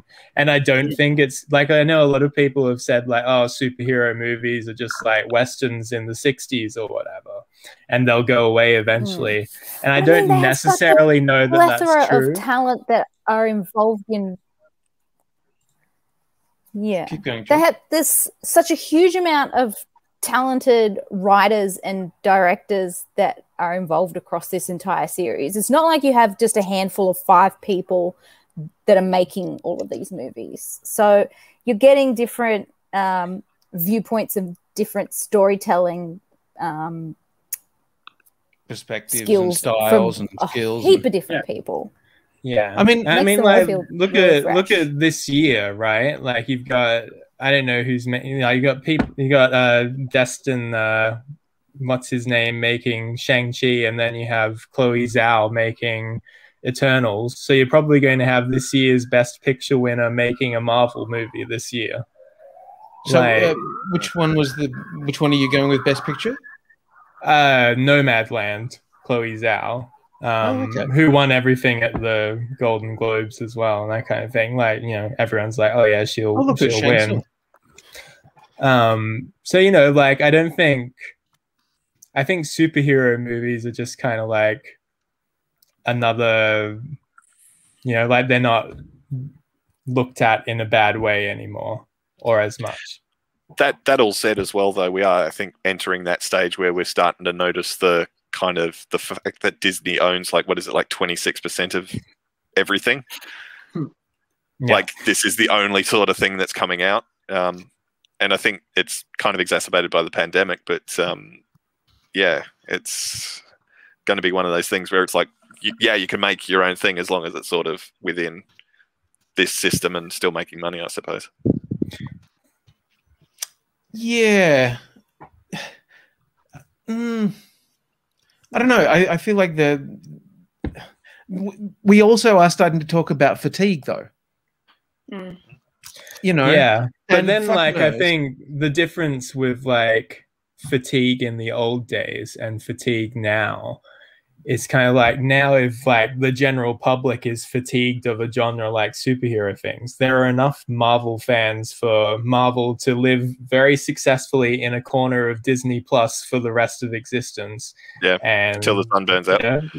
Exactly. Like it's not going to go away in the same way that like Westerns did in the 60s or something like that. Well, we just had a year where we had very little, if any, new product at all. So here we are, 2021. We've already been spoiled for choice with WandaVision. We've now just finished Captain America and the Winter Soldier. We've got Loki coming up next, which is going to be an absolutely totally different thing altogether, from the first two. I think so long as they can keep doing new stuff, I don't see it being a problem. Stuff like Jupiter Falls, Jupiter Rising, whatever this one is, this feels more of the same. Yeah, that's the kind of thing that's going to go away, right? So for like a long time, you had just like everyone making superhero movies. The generic stuff will start going away, I think. Yeah. And like the good stuff will sort of rise to the top, and then everyone else will go on to making another kind of generic movie to cash in on whatever. But I think as well, like TV is sort of taking over that space where movies have. Like we're sort of starting to slide into that. It's starting to feel like that period in the 90s where it's like movies just started going whatever, like all the Transformers movies, certainly the Mulan remake, just things like, like all the Disney live action remakes that, like it's just getting lazy, whereas like TV, I think, is really starting to step up in, very interesting and varied ways. Like you've got Rick and Morty's, and you can tell long stories. You don't have to get it all done and dusted in 2 hours. With a TV, you can do 13 episodes and just really, explore your characters, the story, and wrap up your story threads nicely. So, and TV suits like comic book adaptations a lot better as well, because you're not trying to like condense an arc that went for however many years into one movie. Like if they tried to, don't know why they would, but if they ever tried to do the Clone Saga from Spider-Man as a movie, I think hey, you leave the Clone Saga alone. Ben Reilly is my best boy. I don't think he was best boy. I don't think he was arguing the fact that it's good. It's just you wouldn't want it done as a single 2-hour film. No. Yeah, it's like my pet project that I've always wanted to get off the ground was somebody to do an animated movie series of the Nightfall Batman books. Yes. Ooh. We're almost there, Quinny. They're doing Halloween. We're getting closer. They're running out of things. Yeah. Yeah. But that's one that you actually have to do is 3 movies. You need to do Nightfall, Night Quest, and Night's End. And it's Jean-Paul Valley, isn't it? Like that's his It is. Yeah. Yes, good old Jean-Paul. And like all the did Liefeld design that costume? Fuck, I hope not. Did it have enough? How many pockets did it have? It did have many pockets. It had like this garter thing around his upper thigh, and it's just all I don't know. Yeah, it screams Liefeld, doesn't it? It really does. What do the feet look like? That I tell you. I never saw them. It must be Liefeld. I don't think he didn't do art for it. No. Oh, man. Quinny, just look up celebrityfeet.com/Nightfall Batman. No. Please no. That sounds like a Quentin Tarantino website. Yeah, absolutely. The 10th film by Quentin Tarantino. Just I'd also like to announce my my new movie Feet Hunter, which is coming soon. It's about a guy who sneaks into bathrooms to take photos of celebrity feet. That's reminding me so much of Beard Hunter from Doom Patrol, and I'm not okay with that. Yeah, it's a bit like that mixed with the Jake Gyllenhaal movie about him being like an ambulance. Yeah, it's a bit like Nightcrawler meets. And let me tell you, Nightcrawler is a very confusing show when you're trying to look for it. You're like, when does he turn blue? Yeah. I don't understand this movie at all. I'm very disappointed and I feel ripped off. And not that I've actually watched it, but you know, I hear good things. Yeah, you have to watch it. It's great. Okay. Yeah. I don't know. I feel like there are so many, like, we've gotten to that point where we're mining comic books for everything, which is fine. I mean, that's great. But yeah, are we starting to get to a point where we're mining it just because it's a comic book, not because it necessarily is going to make for good TV? Yeah, probably. Yeah. Well, Nightcrawler isn't a comic book, so you'll be okay. Okay. Apart from the X-Men one, but am I mad about it though? No. No. While I think of it, and we're kind of still attached to the idea of fatigue from these things. Yes. I thought it would be an interesting point to bring up a fellow who works, or rather owns, a part of Marvel called Isaac Perlmutter. So the name. Yeah, so this chap is like an incredibly reclusive billionaire, and he's basically the reason why you didn't have a Black Widow film or a Captain Marvel film or Black Panther, a lot of these sort of like very, you know, basically think Trump voter in charge. So, but then he was, I suppose, forcibly removed from managing the Marvel movies side of things because he was really trying to get Inhumans off the ground. Yeah. Oh, and if you look at that sort TV guy, right? Yeah. Kind of. What's his name? Right. Not Jeff Feige. Jeff Loeb. Yeah. So basically, Disney, I think, stepped in and just like removed him. Like he's now, I think, more in charge of print than in any of the other sort of and TV. But yeah, he's part of the reason why you've got that very interesting sharp turn from like Thor: The Dark World, and then onwards after that into like Ragnarok and that sort of stuff. So okay, yeah, because I know the name Ron Perlmutter, who has been attached to fucking everything. Yeah, for a very long time. Perlmutter is like Isaac, but he's usually called Ike, I think, according to Wikipedia. Oh yeah, no, it is, but I have a feeling that Ron is also a big player in Hollywood and is probably related. With the name like Perlmutter, you kind of got to go with it. I'm sorry, I just needed to remind everybody that the Inhumans TV series did exist. Look, I couldn't even get through one episode of that. The only good thing that came out of it, Anson Mount. Yes, I think it's. I believe that's actually a command. Anson Mount. Oh. Is this canon? Do you think? Like, is this still part? It should have been shot from a cannon. Yes. My theory, which I espoused on the group this week, was that I think Agent Carter is like the closest to a canon TV thing. Yeah. That probably exists, and the rest of it is kind of just no. Look, I don't know. I mean, I think Agents of S.H.I.E.L.D.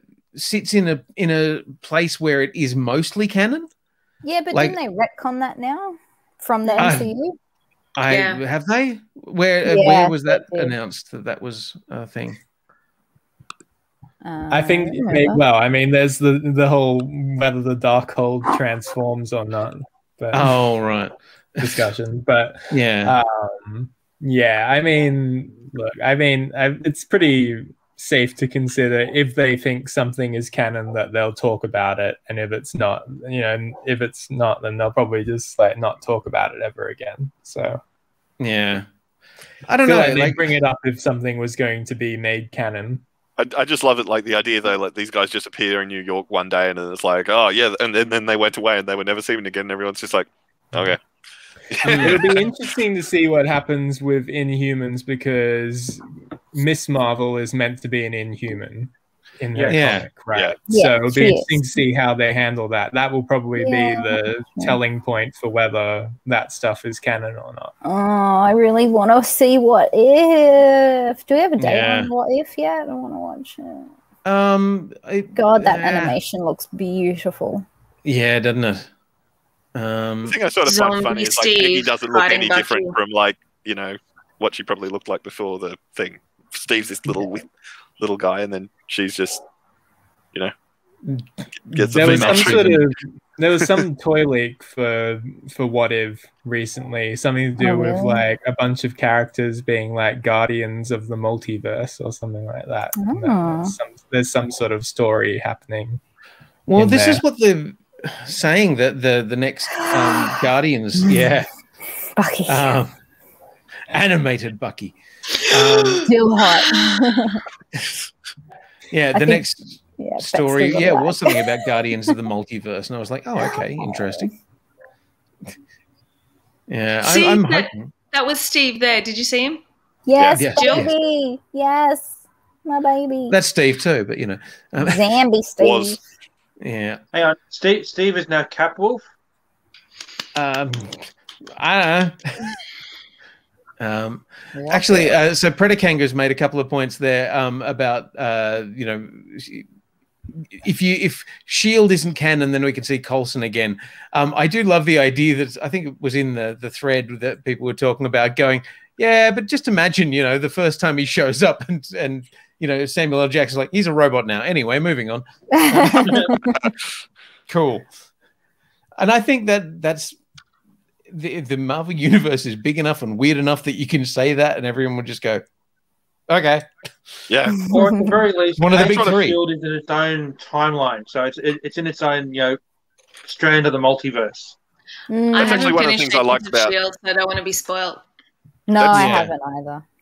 That's something I really liked about like Spider-Man Far From Home, in that, you know, forgotten his name, bad guy. Oh, Mysterio. Yeah, like he's just dropping this like bonkers like backstory, and everyone's like, "Oh, okay," you know, like, "Yep, okay." Yeah, I'm from an alternate universe, and everything's weird there, but yeah, because the viewing audience had just come out of watching Spider-Verse. They're going, yeah, okay, we can accept that then.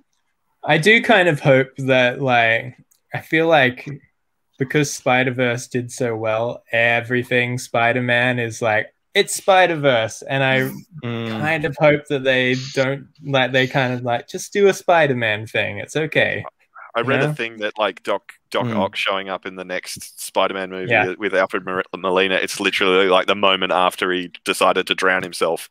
So I'm not sure exactly how that is going to play, because like that just suddenly means like all this extra canon just sort of seeps in, which I thought WandaVision was going to do, but didn't.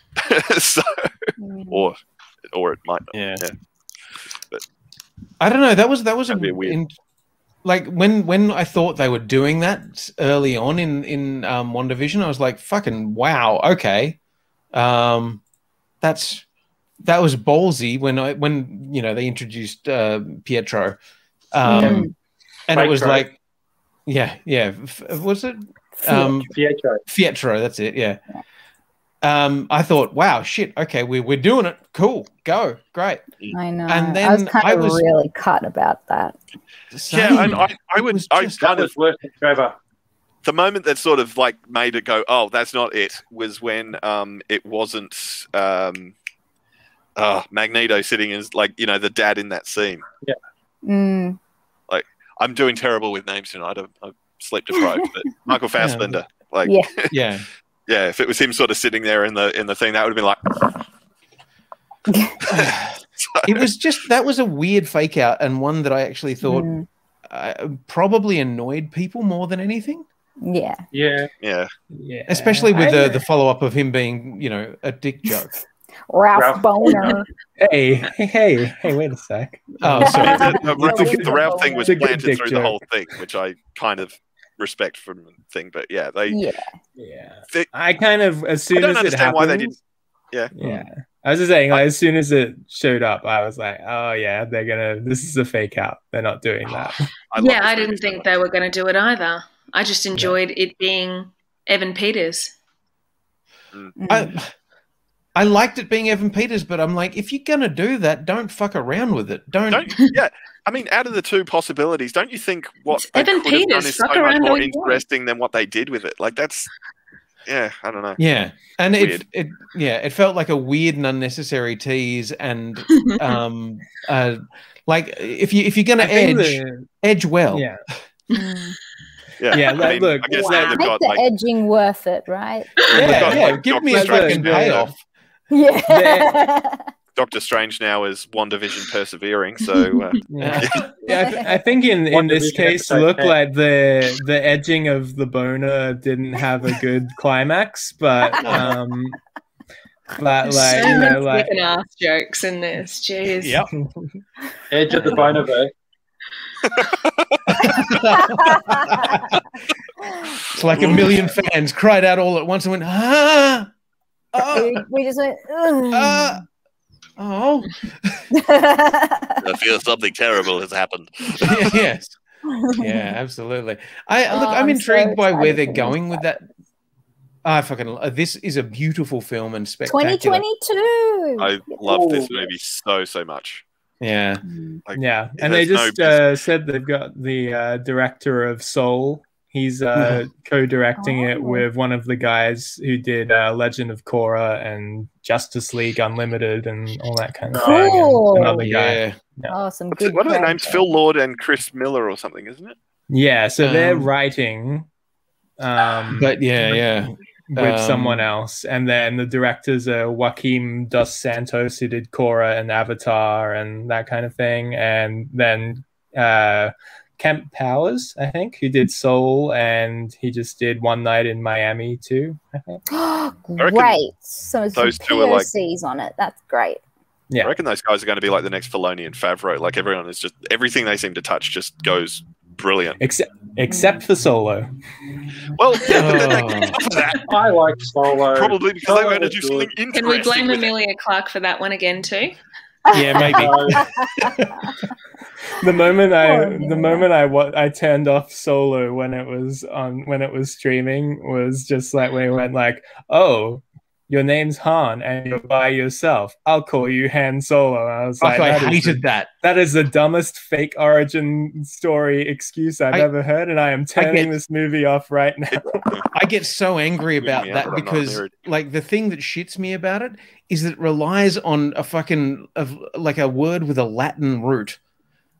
You know, they're speaking a different fucking language. They're not speaking English. They're speaking. I'm going to call you Han Lonely.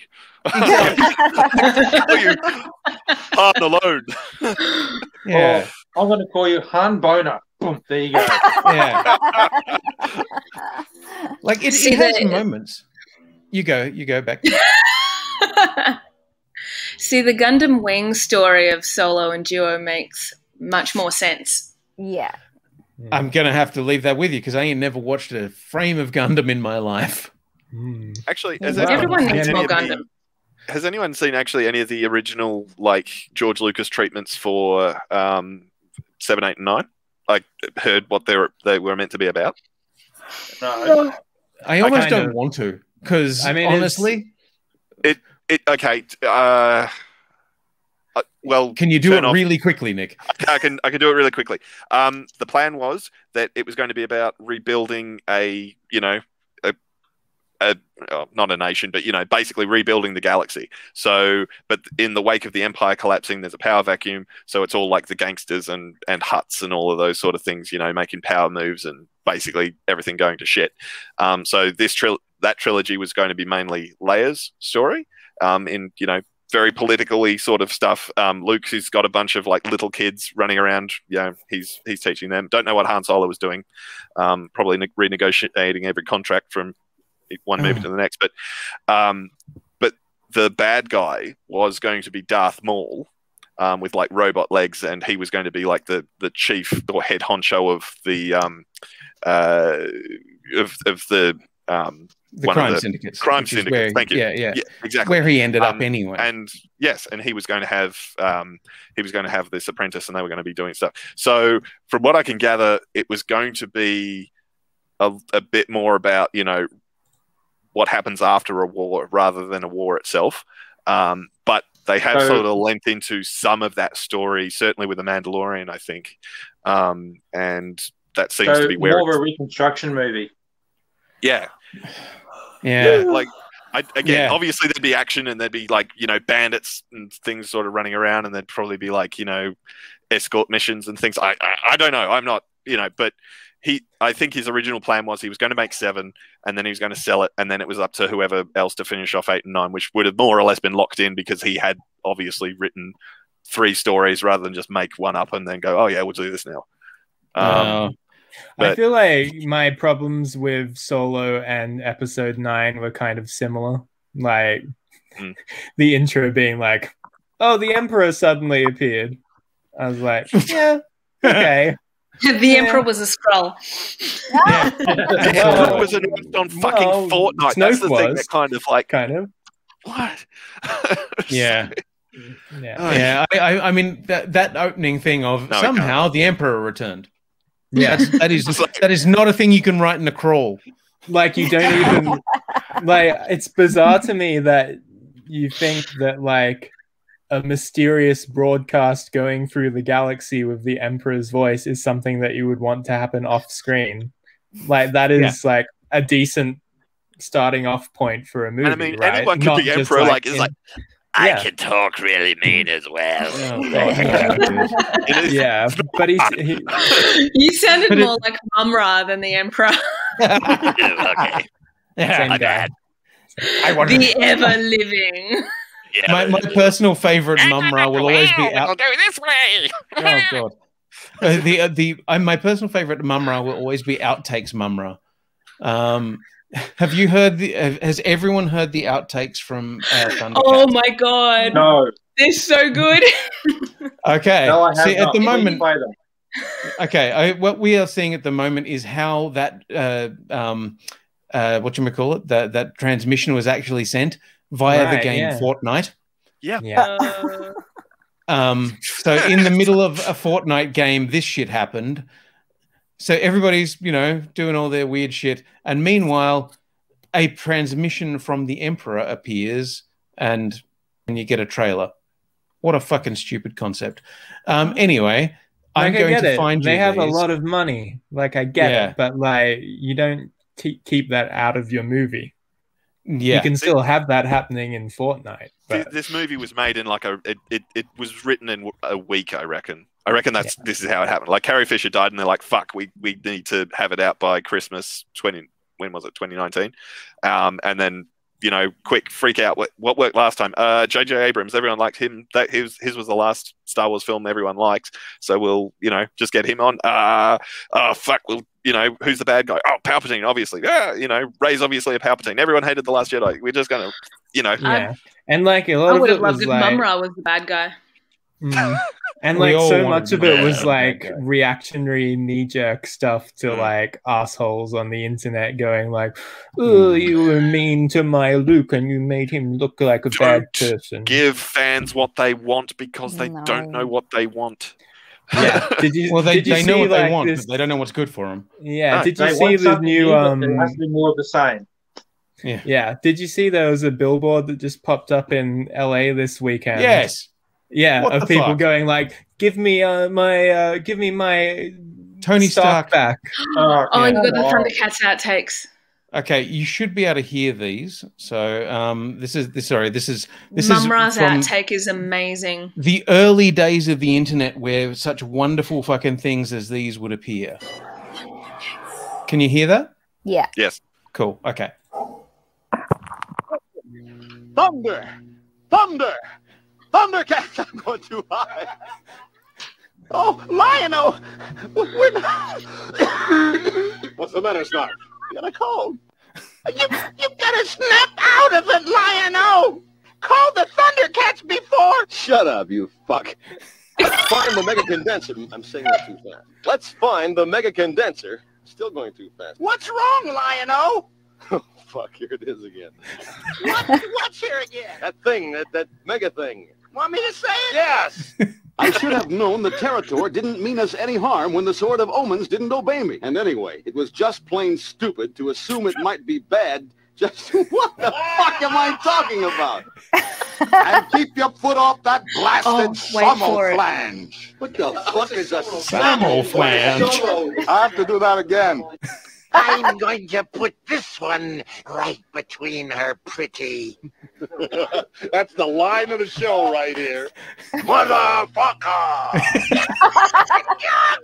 Shut the fuck up! Get over here. Ah, run out the fucking plank, boys! Come here, motherfucker. I want to see your tits, my dear. There you go. Wow. You have now seen one of the great apocryphal things of the internet. And I'm just going to put it out there, just while we're on the Thundercats topic, that Thundercats Animu is severely underrated and actually pretty good. Sorry, that's still. Have you got the Orson Welles outtakes? Oh God. Probably somewhere. Because there's this like whole thing where the brain out of Pinky and the Brain is doing like riffing on that, and you have to like it's an incredibly inside joke. Yeah. Yes. It is very funny. Orson Welles turned up to a recording session drunk off his tits, and then proceeded to argue with the director. Sorry? Was that for the Transformers movie? No, it was quite a few years before that, where he was doing an ad for something peas, like this Fresh Farm peas or something. And he's like soliciting the director for a blowjob or something. Like I can't. I will find it for you. This is one of the classics. I will tell you what, though, that dude would be definitely cancelled by this point. Today. My word. Citizen cancelled. Yeah, that was terrible. Oh fuck, dude! Really? That's Jesus disgusting. Christ, I can't believe you'd make that bad a joke. Good night. Wow. Here we go. Let's. Oh, did I do the right thing? Let's see whether the audio works. And audio. Where are we? Come on. Come on. It's not making audio for me, so it's not making audio for you. No. Can you hear that? No. Nope. Okay, right. Yeah, fuck it. Can hear you. Yes. That 1,000-yard stare, though. Like. Yeah, sorry. That's the look of somebody trying to go, I forgot to tick the fucking box. Right, here we go. Nothing is more important than the simple act of people getting together. Good. Could I have one more go, Lawson, please? Sorry. What? Could I have just one more take of that? Why? I just did it right. Look, I'm not used to having more than one person in there. One more word out of you and you go. Is that clear? I take directions from one person under protest. But for two, I don't sit still. Who the hell are you, anyway? Why the hell are you asking me for another one? Well, I thought there was a slight bonk, and I would just like to be safe. Jesus. What is a gonk? Do you mind telling me what that is? Gonk. A bang from outside.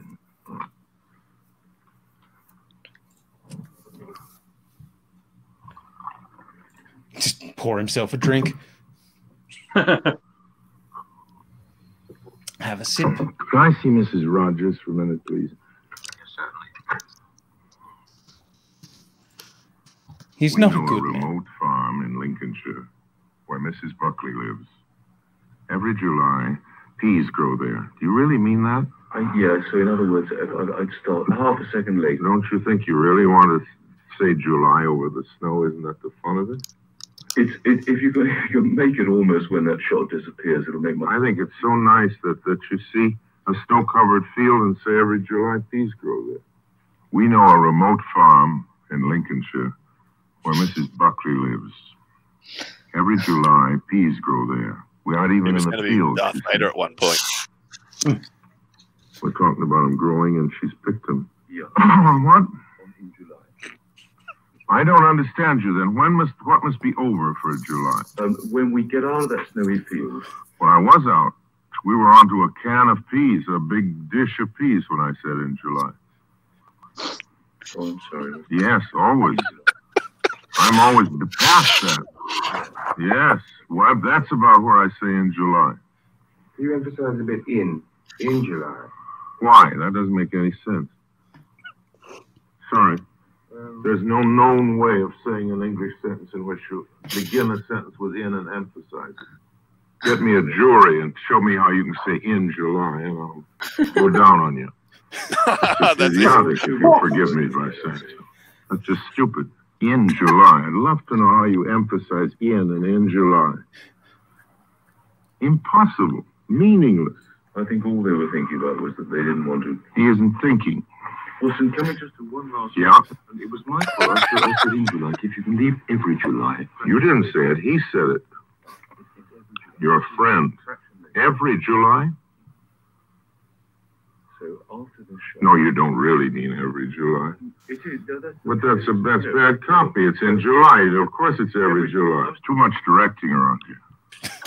Norway. Fish fingers, no. Findus, Norway.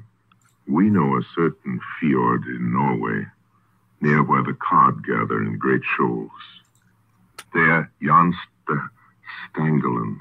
All right, I think this is right. More on that show. Yeah.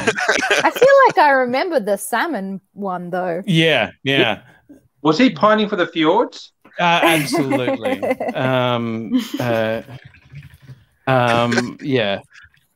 Hang on, I'm just going to find the moment that is perfect, because this is where here we go.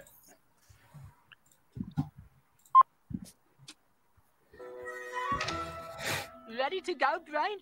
Yes. Okay, we're going to run the picture and you read the copy. Animaniacs 406-859, take one. We know a remote farm in Lincolnshire where Mrs. Buckley lives. Every July, peas grow there. Do you really mean that? Yeah, if you could start a half second later. Don't you think you really want to say July over the snow? Isn't that the fun of it? I think it's so nice that you see a snow-covered field and say every July peas grow there. We're talking about them growing and she's picked them. Well, we want to be out of that snowy field. But I was out. We were onto a can of peas, a big dish of peas when I said it. Yes, always. I'm always past that. You are? Yes. Can you emphasize a bit in July? Why? That doesn't make any sense. Sorry. There's no known way of saying an English sentence in which you begin a sentence with in and emphasize it. Get I me can't a believe jury this is a kid's cartoon. July. I don't understand this. I made cheese for you. Yeah. So that's just stupid. In July. I know, right? Like, I love that a fucking animator somewhere just went. I was just thinking that. You are thinking. Brain, it was my fault. I said in July. If you could leave every July. You didn't say it. He said it. Too much directing around here. Right, what? Animaniacs 406. I would imagine the voice actors would be having a ball recording this. Maurice LaMarche, Maurice LaMarche and Rob Paulson are amazing. Yeah. Yep. They're both amazing. Yes, and they would have just had an absolute ball just performing that word for word. Oh yeah, I believe it is one of Maurice LaMarche's favorite party tricks is rolling out his Orson Welles thing and doing that whole bit.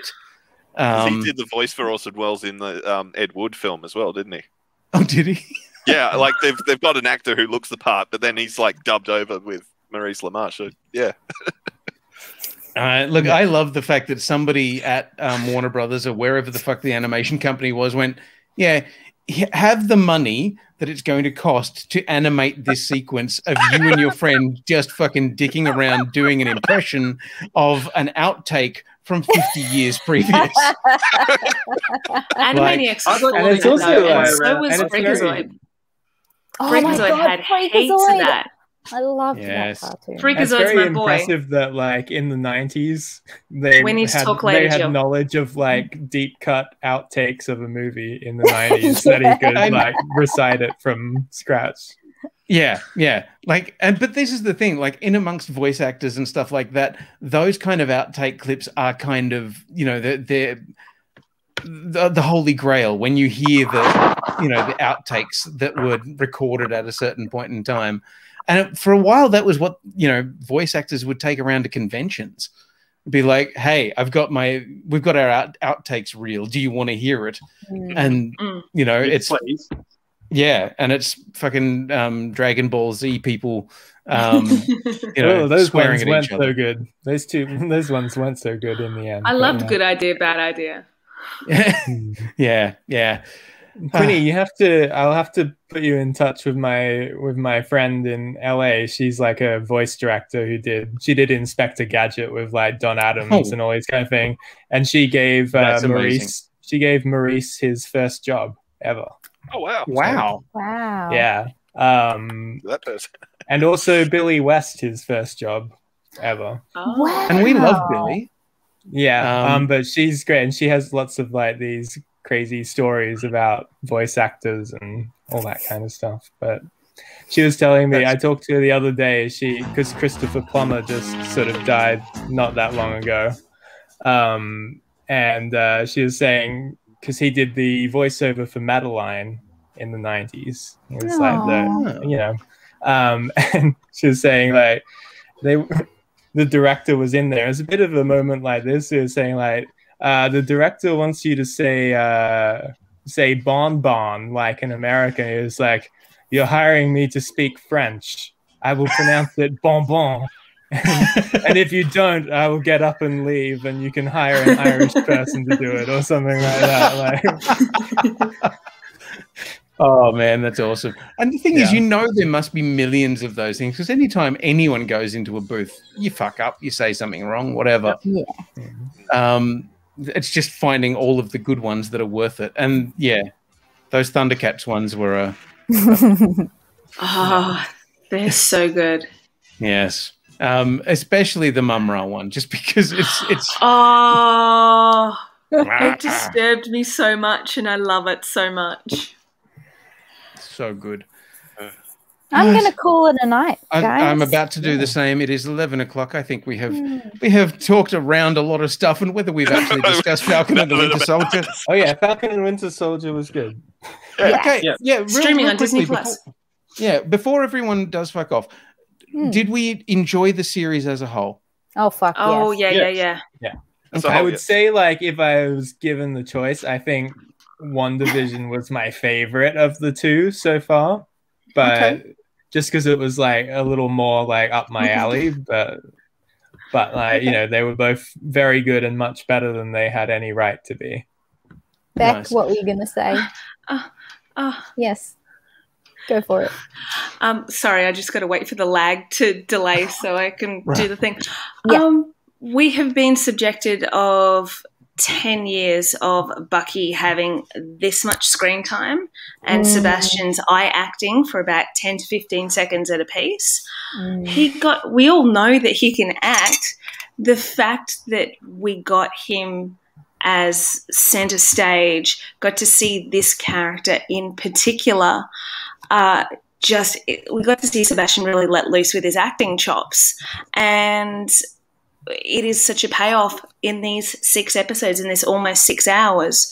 We've gotten so much. Oh, there's my boy. We've got so much more content than we have in 10 years. For him and also for Falcon. So I'm so stoked. This show has had like some of the best scenes in all of Marvel. I think not like the big moments with like catching the hammer and all of that, but certainly like Bucky sort of having his therapy in the mountains there, and she's reading through his trigger words and stuff, and he's just there was some big time acting going on in that, and like everything with like Isaiah Bradley, like that was actually I fucking love the stuff with Isaiah Bradley. I desperately would like to see them attempt to do an Isaiah Bradley story. Like I would love to see that as a film or as another series or something. And tie in Luke Cage as well. That would be awesome. Right. Will, any other things to add? I I mean, you know me. I can wank on. I am the winter boner after all. But, no, I think like it was a very like it was a sneakily powerful series for something I think people were expecting to be kind of a fun buddy cop adventure kind of thing before it came out. And, you know, I'm glad that they leaned into like the Winter Soldier sort of spy thriller and like political commentary kind of side of things rather than just making a dumb buddy cop thing. I agree with you. I was very pleasantly surprised by that because I think, and to be honest, I think maybe that's perhaps where Dion was the most disappointed. I think he wanted more of the buddy cop stuff. Yeah. But Dion is kind of like he's kind of like a simple man, really, isn't he? It is his birthday, so I will. Happy birthday, D-bag. Yeah, D-bag. Love you, D-bag.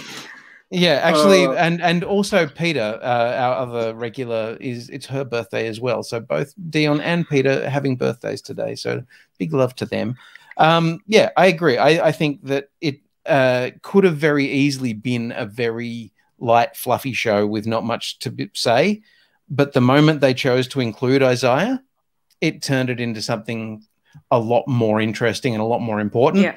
And by the end of it, like even the scene with, Sam nearly getting arrested, because he was a black man standing next to a white man having an argument, things like that. Yeah. Yeah. Huge. And also androids, aliens, and wizards. Yeah. So good. Yeah. Look, I think it was a lot more going on than I thought it was going to be. Oh, and there's the new Falcon too. Yes. It's Black Falcon. Yes. Oh my god. I want to see Joaquin as Falcon next season, please. I think there was a lot more of Torres that we didn't get to see. I have it on good authority. There was a lot cut. Ah. Okay. Because, which is disappointing. He didn't show up in the finale at all, did he? No. He did, yeah. He was there a little bit. Oh, a little bit. Tiny second, yeah. And the flag smashes as well. One thing I found quite interesting was like you could sort of see where in the show where they had to social distance. Like there was that bit in the hotel, and there's like he's standing behind the bar, and then he's sort of in the thing, and then they're sort of cutting, very long lenses. They're sort of walking around the room and the blocking and everything. That was sort of interesting how they sort of had to do around that. So maybe a lot of those scenes were cut because they didn't have like payoffs or something they could film later on. Yeah, I think that's similar to what happened with WandaVision with like Darcy like disappearing at the end. Yeah, which I still think is one of the great fuck ups of that show is that she just gets fucking dropped like a hot potato at the end of it, and you're like, oh come on. Darcy just gets on a rocket ship and goes back to her home planet. Yep. Yeah. With Cara Dune. Next week we have the making of, which I'm looking forward to seeing. I think that's going to be good. Hopefully. Can't wait. So much Anthony and Seb chaotic energy in that. Yeah, looking forward to it. Yeah, so I'm looking forward to seeing Seb dipping his arm in a bucket. Yeah, please. Can we get that on film? Yeah. Look, it's going to be a lot of people's good times. There's going to be a lot of people having a lot of thoughts. Exactly. Well, yes. Is he the Winter Soldier or the Winter Smolder? Ooh, baby. Well, both. You have been wonderful. It is late. I reckon it's time for bed, everybody. Thank you. Yes. Good night. We love you all. Good night. Thank you. Have a wonderful weekend, and thanks for joining us for Combat Week. It's been a fun time. There have been so many things. Combat. Yes, so much combat. Combat Week 2021. I know, right? That time where we all went, why did we do that again? Oh, yeah. Yeah, I'm still wondering. Same time next year. No, it's not going to happen. Okay, everybody. I love these conversations. They are. Good night. Good night. Socializing that I've done in a year. Good night. Good night.